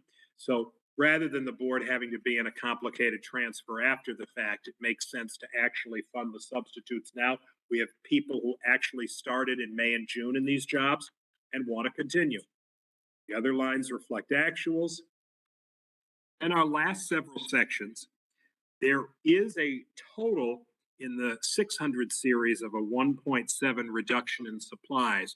But we've noted there's some types of supplies that really can't reasonably be reduced. Our maintenance supplies to clean the building safely, digital subscriptions that are necessary for students to learn with things like learning A to Z. There's some required testing supplies. That's, for example, for our gifted program identification, but also for special education testing. And there is an increase in the last line of the 600 series to security safety. And we could speak more about that in executive session, but that does reflect what's required there. Based on some feedback from the Finance Committee, we have left in a $5,000 placeholder for furniture. Now, if there were a 7th kindergarten section, there might well be a need to do, kindergarten furniture. But on the other hand, if there weren't a 7th kindergarten section, there might be more children in other grades who deserve fresh furniture to sit in. And I would say in general, long term, it's healthy to have some furniture money every year, like at our houses, so that we don't have to refurbish everything at once. There's a total 6.1% reduction in dues and fees. And there's a reduction finally in the Ezra Nurse account. That's the next to last line. That just matches the actuals. So the reason we've been somewhat detailed in presenting this even tonight is we want to be very transparent to you, but also the town. This matches what we told the town earlier would be reduced if we had reductions to the overall budget. And we think that we've responsibly done this and matched your thoughts. But this is your budget to take to the next level. So with that, I'll stop presenting, and certainly we're happy to answer questions. Thanks, Jonathan. And Dick, again, thank you for your work on this. It wasn't an easy task. Finance really had a lot of discussion about it. So we appreciate your efforts in making this all happen. So before I open for discussion, I'll make the motion, a move that we approve the fiscal year 2023 Woodbridge Board of Education operating budget reconciliation as presented. Do I have a second? Sarah Beth? And I'll open for discussion. Maria? Thank you, Lynn. No questions at the moment. Sarah Beth? So what happens if we have an extra, like it looks like some of those classes are so close, so if we ended up with 2 extra needs for classes, then we have to go back and maybe that's some of that extra excess. Okay. And then my only other question was on the open choice, so those 4 additional paraeducators, those are because of, it's not funded through open choice because of open choice? Yes, and as I know you're aware, the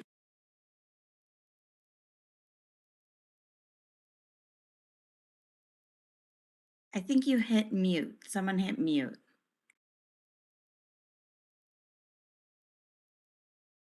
Hello? Dr. Bud, you're muted again. And then, yeah, or you're muted. So I think you couldn't hear that. Could we, No, perhaps just to summarize the question, I think the question was on, do you want to ask it again? We heard the question. We just didn't hear your response. Oh, okay. So the response was that those 4 paraeducators are necessary for the special education needs of some students who are enrolled through Project Open Choice. There's an obligation of the urban district to support the needs from that, and the board is aware of some ongoing conversations related to that topic. Are those 4 new incoming students? Not necessarily.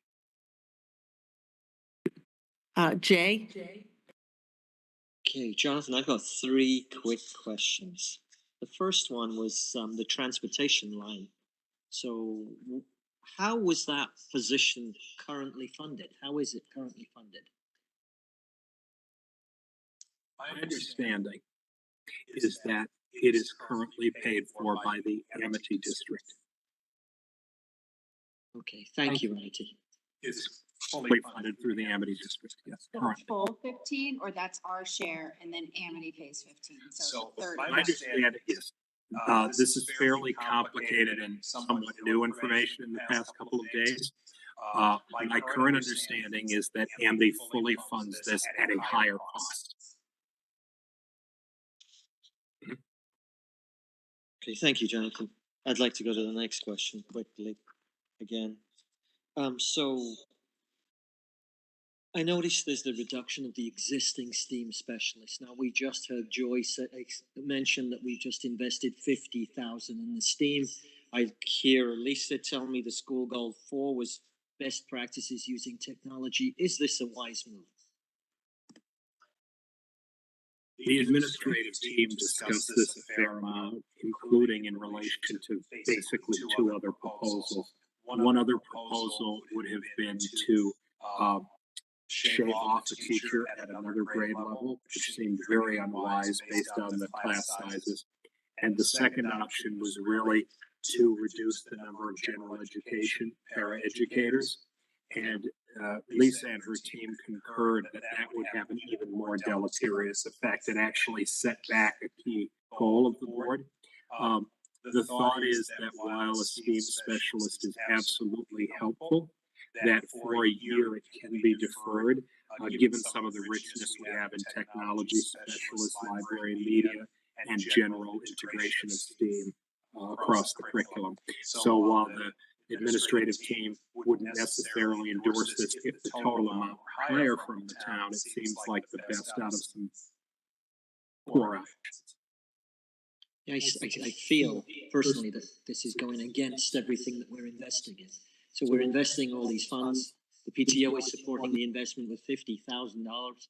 And, you know, I would like to think that the town would help with this situation to see if they could support the maintenance of the STEAM specialist in the classroom. And again, I would request that you speak to the Board of Finance in the town to see if that could be achieved. And again, I'm drawing back to the excess cost grant of $325,000. We're only getting half of that back. And I think that could be put to good use. Thank you. Last point, very quickly. Sorry, Jonathan. So one item that did come up extensively was curriculum development. I think that came through the administration, that came through Erin Williamson. Brooke Hopkins also mentioned curriculum development. So where are we at that? Because I believe we were looking at putting in maybe a moderator, maybe a specialist in that particular position. Could you talk to that? Sure. So the best place to look at this would be toward the bottom of page 2, curriculum writing as the next to last, bottom of page 1. Curriculum writing as the next to last line on that page is funded at $22,000.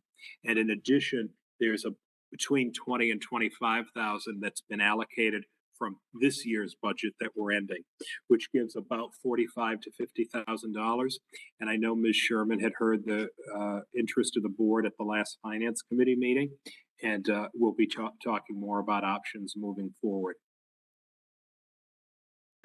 Thank you, Jonathan. Thank you. That's my questions. Thanks, Jay.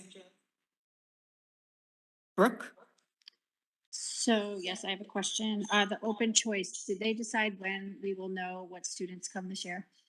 I know we'd asked in that meeting. Do we have a hard date? Yes, 3 of the 4 students have already been registered and enrolled. So we're only waiting for one more? Yes. Okay. Yeah. So they're much earlier than normal. Good. And then also the ARP, the ESSER grant. So we have our social workers funded through that? The 1.0 new social workers is through that. So only one? 1.0 social worker and 1.0 special ed. Okay. So when that goes away, we have to make sure we put that in our budget. That would be true.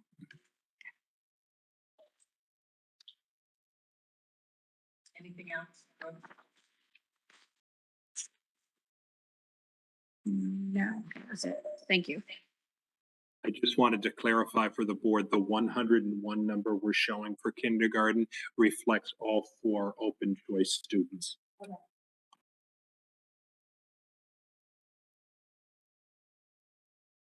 Erin? Not a question, more just statement, and I'm not sure if anyone from the town is here, but my understanding is we are very tight in terms of our budget. And so if we find ourselves in a situation where we do need another paraeducator with a one-on-one support or any additional special education needs, those needs would be outside of what we currently have funded. There is zero wiggle room in this budget to get that need, which we are legally obligated to meet, met. And it would really would require us going to the town for additional funding and support. And I think it's really important that's kind of widely understood within the town, because those are a few of the things that are kind of outside the board's control. But to Brooke's point, we're already funding some really critical services through ARP ESSER that we're gonna have to figure out how to get into our budget next year. And we're kind of already at that limit in terms of para support. So I guess my question is, do you feel like, does the town really understand that that is where we are with our budget? That right now we're good, but we don't know what is going to potentially come up in terms of the kids and their needs in the upcoming year.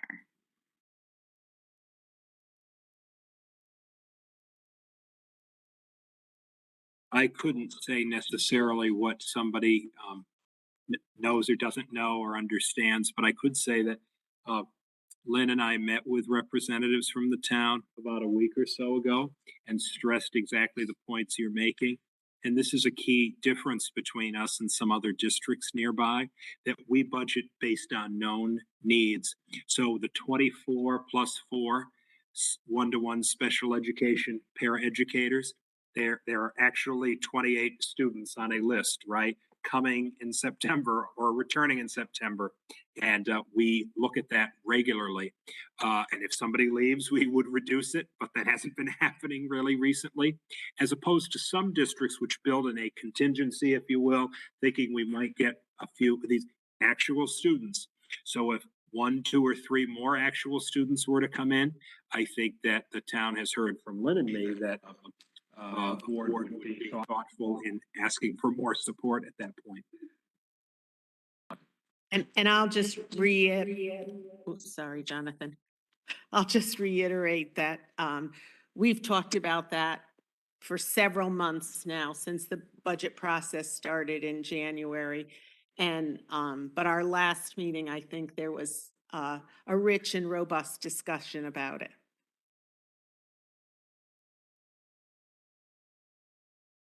Erin, anything else? Nope, thank Mike? you.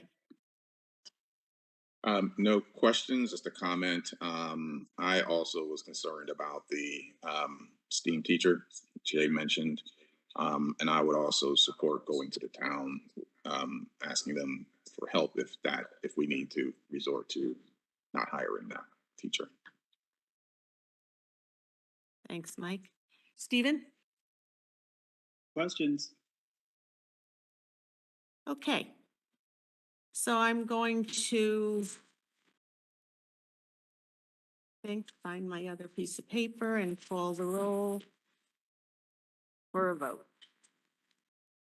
Maria? Yes. Sarah Beth? Jay?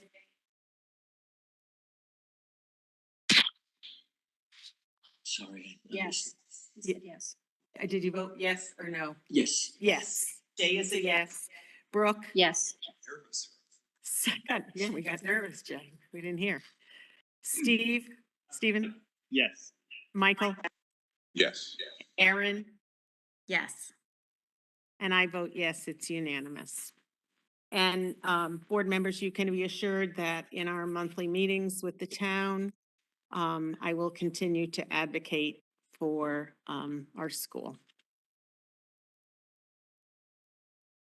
and the needs that exist. Policy.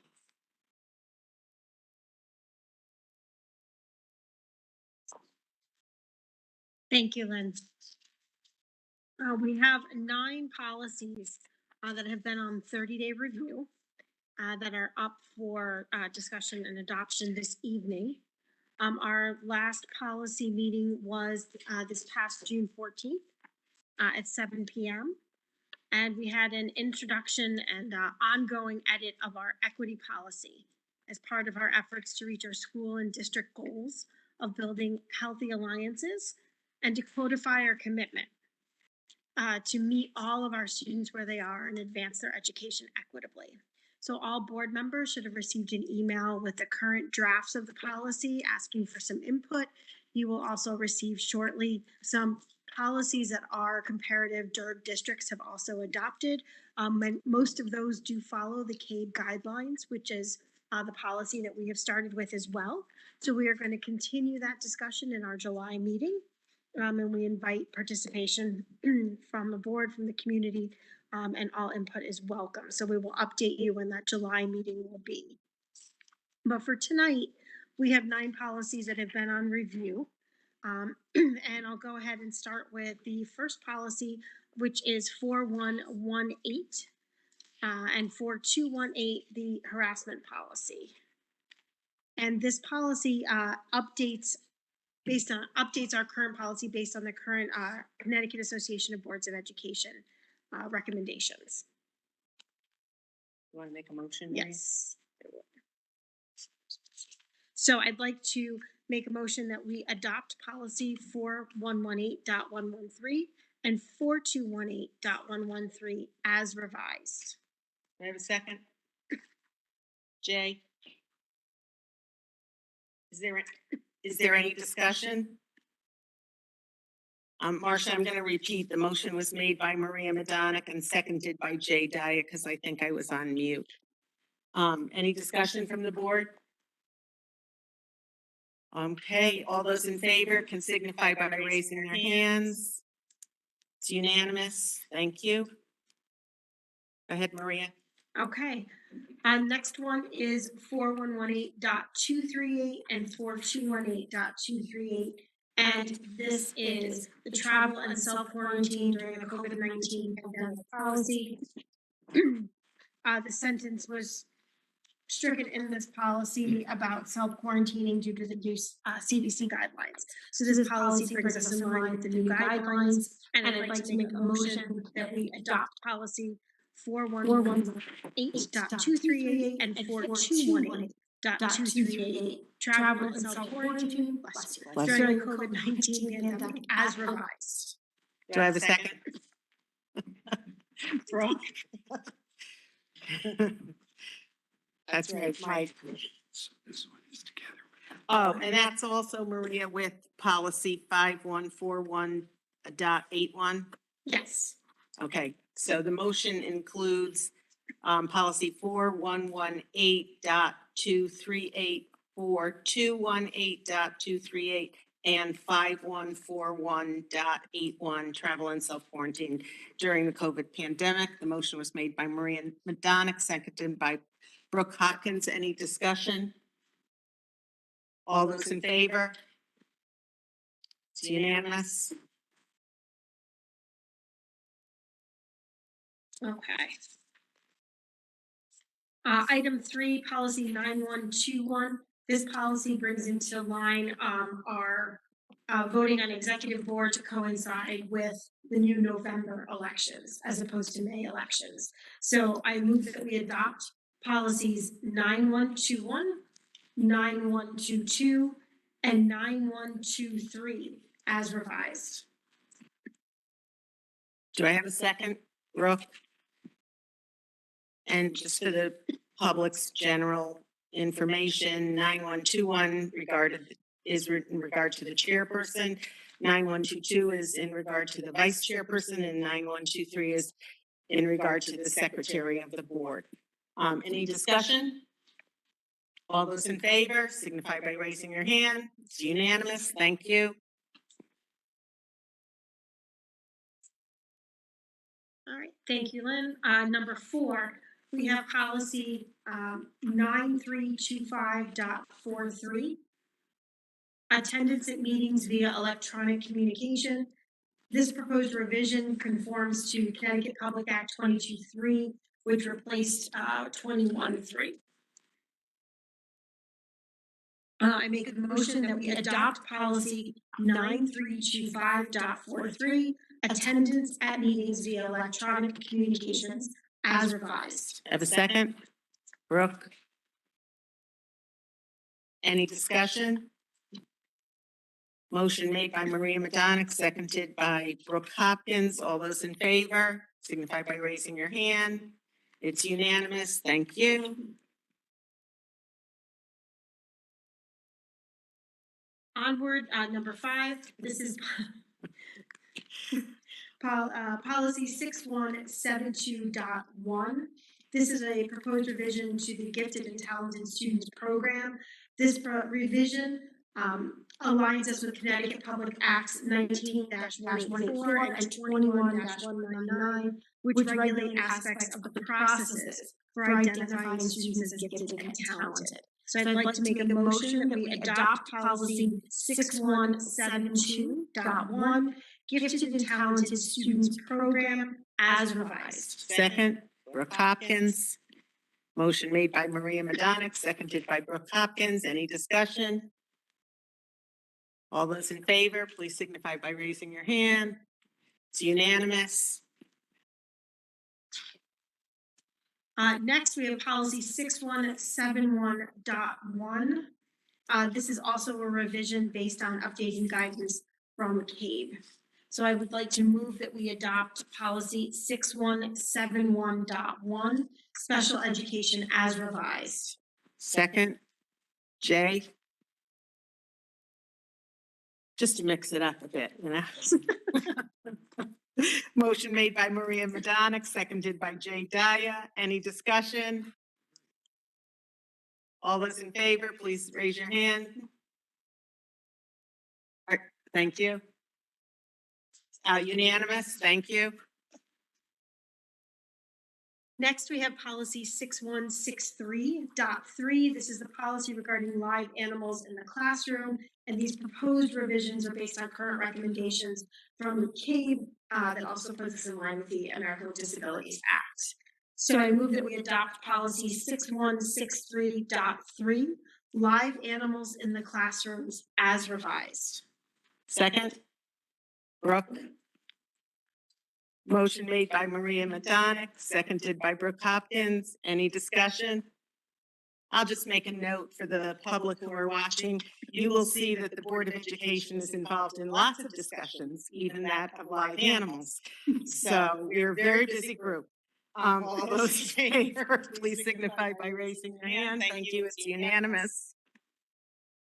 That one was my favorite one. All right, 2 more. Live animals that are in the room. Policy 5131.111. This is our policy regarding video surveillance. The proposed revisions comply with current state and federal statutes. So I move that we adopt policy 5131.111, video surveillance as revised. Second. Thank you, Brooke. Motion made by Maria Madonic, seconded by Brooke Hopkins. Any discussion? All those in favor? Unanimous. I'll just go back a minute and say that Jonathan just pointed out that it's live animals. We're not talking about the dead ones at Beecher Road School. Live animals. Okay, Maria, last one. We're getting punchy. All right, our last policy tonight, thank you everyone for bearing with us, is policy 5125, student records and confidentiality. And these proposed revisions are based on CABE recommendations. And also Public Act 17-68 and some various technical edits. So I move that we adopt policy 5125, student records confidentiality as revised. Second, Brooke Hopkins. Motion made by Maria Madonic, seconded by Brooke Hopkins. Any discussion? All those in favor? It's unanimous. Thank you very much. Maria, thank you. The policy committee was busy. And I'd also like to take this opportunity, if I can, Lynn, to thank Dr. Budd for his ongoing work with revising our policies. There were other pressing issues during COVID, and we hadn't revised some of them in a while just because there were other very important things to do. So we appreciate all your efforts this year in bringing our policies and then consequently our handbook up to current statutes. It was a large undertaking. We appreciate you putting this together for us. You're welcome. Echo that. Yeah. 3E, CABE Liaison Report. Sarah Beth, Maria, do we have anything to report from CABE? I have two save the dates. The first I reported on before, that the Cape Cats Convention will be November 18th through 19th. And then the second save the date is Wednesday, August 18th. From 1:30 p.m. to 7:15 p.m. is the 12th annual Summer Leadership Conference for the Boards of Education. It's going to be held in Essex, Connecticut, if anyone's able to attend. And if anyone was curious, the CABE did a legislative wrap-up after the last legislative session. There was a live taping of that. They have put the recording of that in the conference library for free. You don't need to register. You can click on it if you're interested. But that's all I have. Perfect, thank you. So I'll just remind the board that those CAPE conferences are part of our professional development as board members, and I encourage you to look at your calendars and see if you can block out a little bit of time to attend one.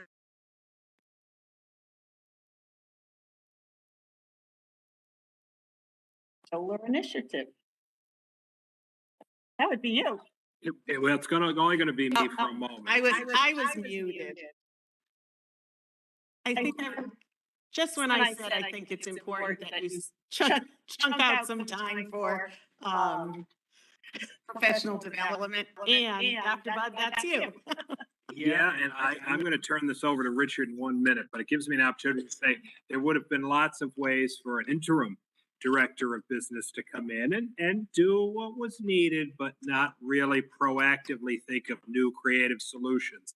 But Richard has come forth with a solar initiative. It's been mentioned already this evening. You have the material in your packet. It's going to be excellent, environmentally friendly. It's going to save the district money. And I'm going to turn it over to Richard to briefly explain, but I certainly endorse your supporting the application for the solar development. And if you're thoughtful about like where it would be, I would just refer you to the map here in the middle that shows our existing grid and what the new grid would be. Quite a bit has been said about the solar initiative, but let me go back and mention some things that haven't been discussed. One, the company that is brought this proposal to my attention is Titan Energy, and they have worked with the town for many years on getting us contracts in electricity and natural gas that are below market rates. So they've been very good about helping us move along. I should point out that there's 147 kW solar panels on the roof currently, and we are paying, it's a power purchase agreement, we are paying 11 cents a kilowatt hour for the power generated by those panels. This proposal would add another 250,000 kW of solar panels on the north end of the school after the roof has been replaced. And it is a power purchase agreement, which means we have no outlay. Once the panels are installed and approved by UI, we would begin to pay 4 cents a kilowatt hour for the power generated. Between those panels and the existing panels and the micro turbine, most of the year we will probably be generating most of our own power.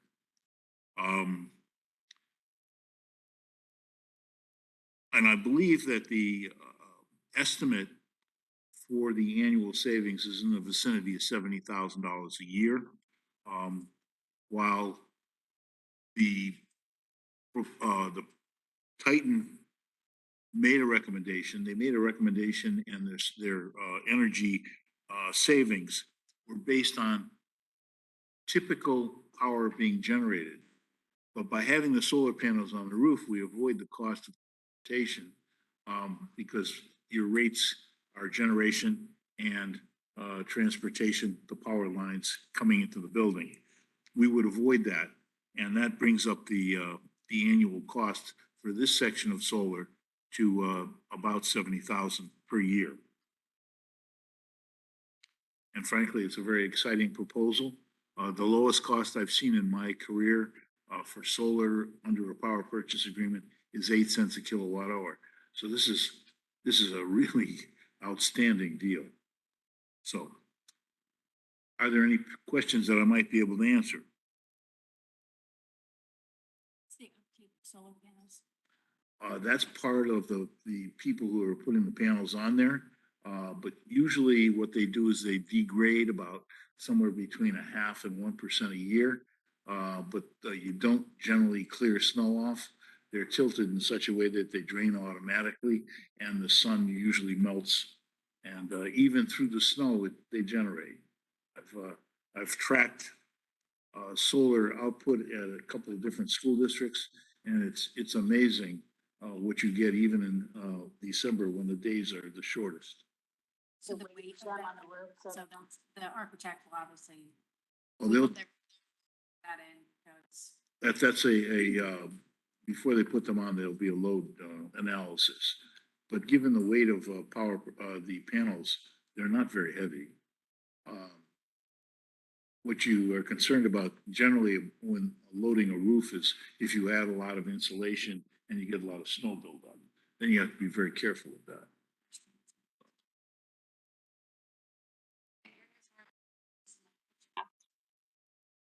At our house, we have them and when they slide off when it's heavy and they hit something, it's like pretty powerful. So I'm guessing they'll factor that into everything too. So it's not like kids are playing outside in the snow and. Well, we have flat roofs. So it's not like on the side of a house where they're tilted towards the sun and then it hits a roof that's sloped. Where they're going to be is the roofs are all flat. The panels are pitched, but they're on a stand and they would drain onto a flat roof, and then the drains would drain the water off the roof. I mean, you don't see the panels now. And if you want to see them, there's a photograph of the existing panels in my office. And it's extensive, and you don't even know they're there, which is kind of nice because the building looks attractive and solar panels aren't all that attractive, except for what they generate. Dave, did you have a question? I had two. So one question was about the impact on the roof. So something that worries me is, does it increase our maintenance costs? No. Okay. And the next part is, does it degrade the roof in any way?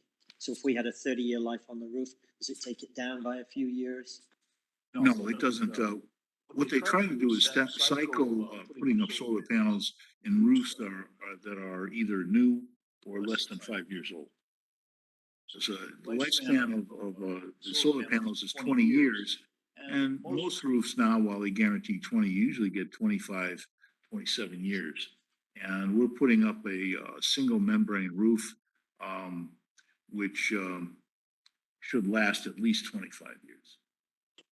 So my next question is, given that we're almost covering the entire electricity needs of the school with this, does it make sense to, at this time, think about a battery backup system? I've asked Titan to look into two options. One is a battery backup, battery bunker that essentially the solar panels would charge, and we would be able to use that power at night or when we lost power. But I'm just surprised that, given the amount of time solar has been around, that there isn't a disconnect, an automatic disconnect when you lose power from UI. Like if you had a generator at home, it would automatically switch over. They're looking into that too, because I understand that Tesla has come up with such an innovation, and maybe it will be applied to solar panels as we move forward. But it would certainly make, since we are designated as a shelter, it would make us, give us a lot more options. And during the summer, if you're without power, I mean, at any given time, we have a lot of food in the freezer that if you lose power for any length of time, you can lose a lot of money. in your cafeteria program. That's happened in a couple of school districts I've worked. But for the most part, it would give us a chance to operate without people noticing that we're even without power. I think this is a great initiative. I think the cost savings, I think to the town, to the taxpayer, I think this is an excellent initiative. Thank you, Richard, for bringing this forward. My pleasure. Any other questions? Yeah, I just had a quick question about, I mean, I think this is so impressive. My one concern would be it almost seems too good to be true. So I'm just curious, did you speak with other solar providers as well? Were they providing sort of consistent opportunities in terms of pricing? Because we have the solar panels personally, and in a sense, the cost per year per kilowatt escalates, at a lower rate than we would anticipate, UI would cost us. So it's just interesting to me that they're keeping it consistent over 20 years at 4 cents a kilowatt hour. So the question that comes to my mind, plus this is sort of a lower rate than we're getting at home for our solar panels, sort of where are they making their money? And is there anything that could potentially come back at us down the road? My hope is no, but I want to ask the question. Well, I spend a good deal of time reading the power purchase agreement and made them change a few things. But first of all, if at any given time, you could force them to take the solar panels off the roof. But I've been in several school systems where they've been on for years, and it's just, they're there. And there's very little maintenance. Usually contractors have an internet line that goes into the system. So they get messages back from the panels if there are repairs, and they dispatch their repair people to go and fix it. And, the only time we know it is when they show up and Vito helps them get on the roof. But there's no cost involved. That's all part of the power purchase agreement. Now, how do they make money? Well, I believe most of us know or have heard that UI and Eversource have to have by a certain year, I think 25% of their power generated by renewable energy. They offer credits to companies that provide solar to them. There are tax credits along with what we're paying them. And obviously they're making money because it's not UI that this proposal is coming from. It's a company called Green Skies. So, and I don't know all the details about the tax credits and the energy credits they get back from UI, but it's obviously worth their while to put in the panels. And I will say that the amount of panels they're putting up is far less than what's up there now because the technology has improved and each panel generates more electricity than what we have up there now. So there's a lot of factors involved here. I'm certainly no expert, but if the board at any given time wants to talk to somebody, I'm sure that a representative from Titan who's working with me on this would be happy to come and brief the board. Do we know, thank you, that's great. And do we know if there are any other school districts or other institutions that Titan's working with, that have installed these types of systems? I don't know per se, but he said that they've worked with, I think, 30 or 35 communities. Mm-hmm. And it isn't just us that work with Titan. The town, I think, initiated this. I see. And their buildings, they're under the same contracts we are. Like for generation, we're paying right now 0.079 cents a kW, which is well below the market. And we're doing just as well with natural gas. That's great. Thank you so much. So they make no.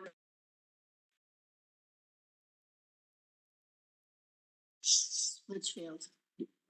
Woodbury, isn't it? Woodbury, Middlebury, Southbury. It's region 15. Stephen, there's one aspect to this. Richard, the way I think it works, I know the finance side of this. So the Titan Energy gets the credit from UI, then it's securitized, and the banks come in, and then they take the credits as well from the government. And so there's a credit on credit. This is how Tesla is making money. And so this is the same situation. They're offering you practically close to zero is the way I'm going to describe it for you to put this so that UI meets their requirement. And at the same time, the company that's installing it takes a tax credit and they then securitize the amount that's coming into the banks, and the banks then issue bonds on this. And these are AAA. We're a great town. They're AAA rated bonds. So everybody's sort of, rolling through this. And for us, this is an excellent proposition. From what I see, the price is just incredible. And like you, I was a little concerned when I saw the numbers. So I did speak to a banker this last weekend, and I was told, that's a very, very good number. Just make sure that is the number you're getting. And the contract is for 20-year guarantee. Now, one thing Richard didn't mention is electricity prices keep going up. Right. So when I did my quick back of the envelope calculation, I said it was about $1 million. That's me keeping everything constant. That's me saying electricity is still going to be 12 cents. We're only going to get it at 4 cents, and me just working out the difference. So I think for us, if we can lock into something like this now, where the rates are where they're at, I think this is a great proposal. But again, like you, I'm a little skeptical that we're going to get the numbers, but I'd love to see those numbers and have Titan and their finance company come in and present to us. I think I should clarify Titan's role. Titan is very much like a broker for our insurance. Okay. They don't actually deal with they sort of match up the customer with the vendor. And Green Skies, I believe, is sort of a quasi-public entity. But they've been working in this field for many years. This is my first experience with them, but there are others in the field that I've worked with. But based on my discussion with Tony Genovese, these people have served you very well. What happens to the solar panel to make responsibilities? At the end of the 20 years, it's their responsibility to take it down. It's part of the power purchase agreement. Or we could buy them if we want, if they're still functional. But when you re-roof, you got to obviously take them down before you re-roof. So there is some labor involved.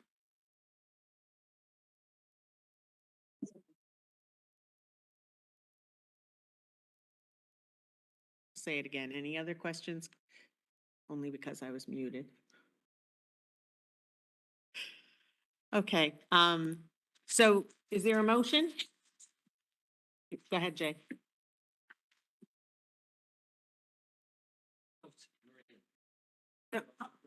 Sure. Okay. All right, I move that we approve application of the Woodbridge Board of Education for solar development through Titan Energy as outlined. Seconded, Jay Daya. Motion made by Maria Madonic, seconded by Jay Daya. Any other further discussion? So this one I'll call the roll on. Maria, Yes. Sarah Beth? Yes. Jay? Yes. Brooke? Yes. Stephen? Mike? Yes. Aaron? Yes. I didn't hear. Aaron, I'm sorry, I didn't hear. Yes. Yes. Thank you. And I vote yes, it's unanimous. Thank you. Okay. We are moving along. Public comment. If you have any public comment that you would like to make, please raise your hand in the participants list. Scrolling. I don't see any. Do you, Dr. Budd? No public comment. Okay. So I have a comment to make. Since Dr. Jonathan Budd will be leaving the school district at the end of this month, and this will be his last official Woodbridge Board of Education meeting. And so I'd like to just take a moment or two to share some comments about Dr. Budd. The task of being a superintendent is not an easy one, but the job presents innumerable and unforeseen challenges during a pandemic. There were numerous times during the last 18 months that Jonathan and I would share the trials of him being a pandemic superintendent. However, amidst the task we never imagined school employees, including him, would take on, Beecher Road School continued to shine under his leadership. During Dr. Budd's tenure, the school district moved forward to return to some sense of normalcy.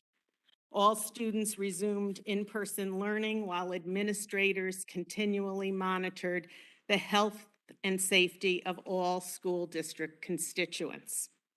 The administrative team, under the leadership of Jonathan Budd, became quasi-medical experts as they implemented health and safety protocols, monitored staff vaccination mandates, conducted contact tracing, and oversaw the weekly COVID testing of students and staff who chose to participate. And that's all the things that Dr. Budd shared in his Safe Return report tonight. And all of this was accomplished while carrying out the normal duties required when overseeing a school district.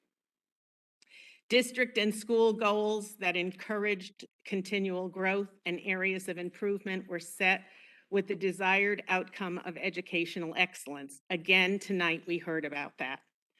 Jonathan also coordinated and oversaw the beginning work in developing a 5-year strategic plan for the district. This work provided the first steps in the process of building a curriculum of curiosity-driven learning and puts us in a position to develop necessary and appropriate action plans. We heard about that tonight. Jonathan worked tirelessly in assisting the board in revising outdated policies and adding policies based on new legislation. As you saw tonight, 9 of them came forward just this month. And that was something that Jonathan started the moment he walked in the door, and he continued for the 18 months that he was here. It's a huge amount of work keeping up with legislative changes and the necessity of policy changes. And he was on top of that constantly. He has been a driving force in working with others to reassess and plan and develop a plan for the district's capital needs. We talked about that tonight. He has diligently monitored the security of the building to assure that every individual, student and adult alike, is safe every day. He has managed personnel issues, has worked with union groups to collectively bargain fair agreements, and has hired some amazing staff members. And these are just a few sampling of Dr. Budd's accomplishments. And so, Jonathan, on behalf of the Woodbridge community, the entire Woodbridge community, I want to thank you for your contributions that you have made to Beecher Road School and wish you much success as you continue on your professional journey. Thank you very much.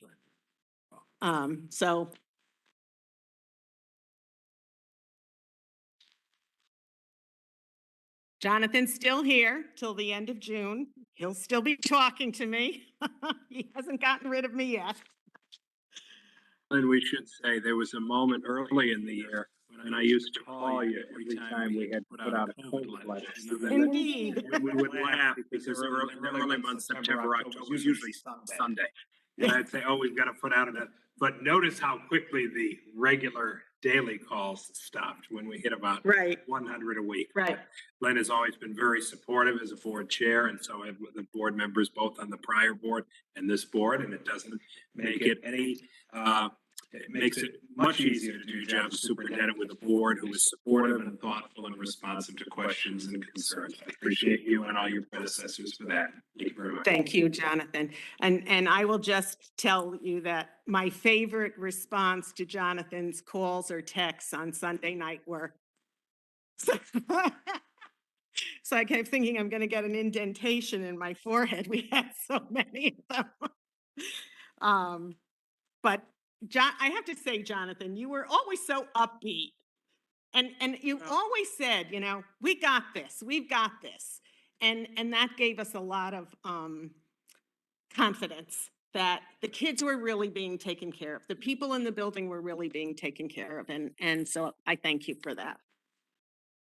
Okay, the board will enter into executive session in accordance with state statute for the purpose of discussion concerning the appointment of a public employee, as well as discussion concerning security strategy, the deployment of security personnel and/or devices affecting public safety. So for the public's information, action may be taken when the board returns to public session following the executive session. So can I have a motion to go into executive session inviting Dr. Budd and a candidate to join the board? Maria, second. Brooke. Motion made by Maria Madonic, seconded by Brooke Hopkins. All those in favor? Unanimous. Thank you.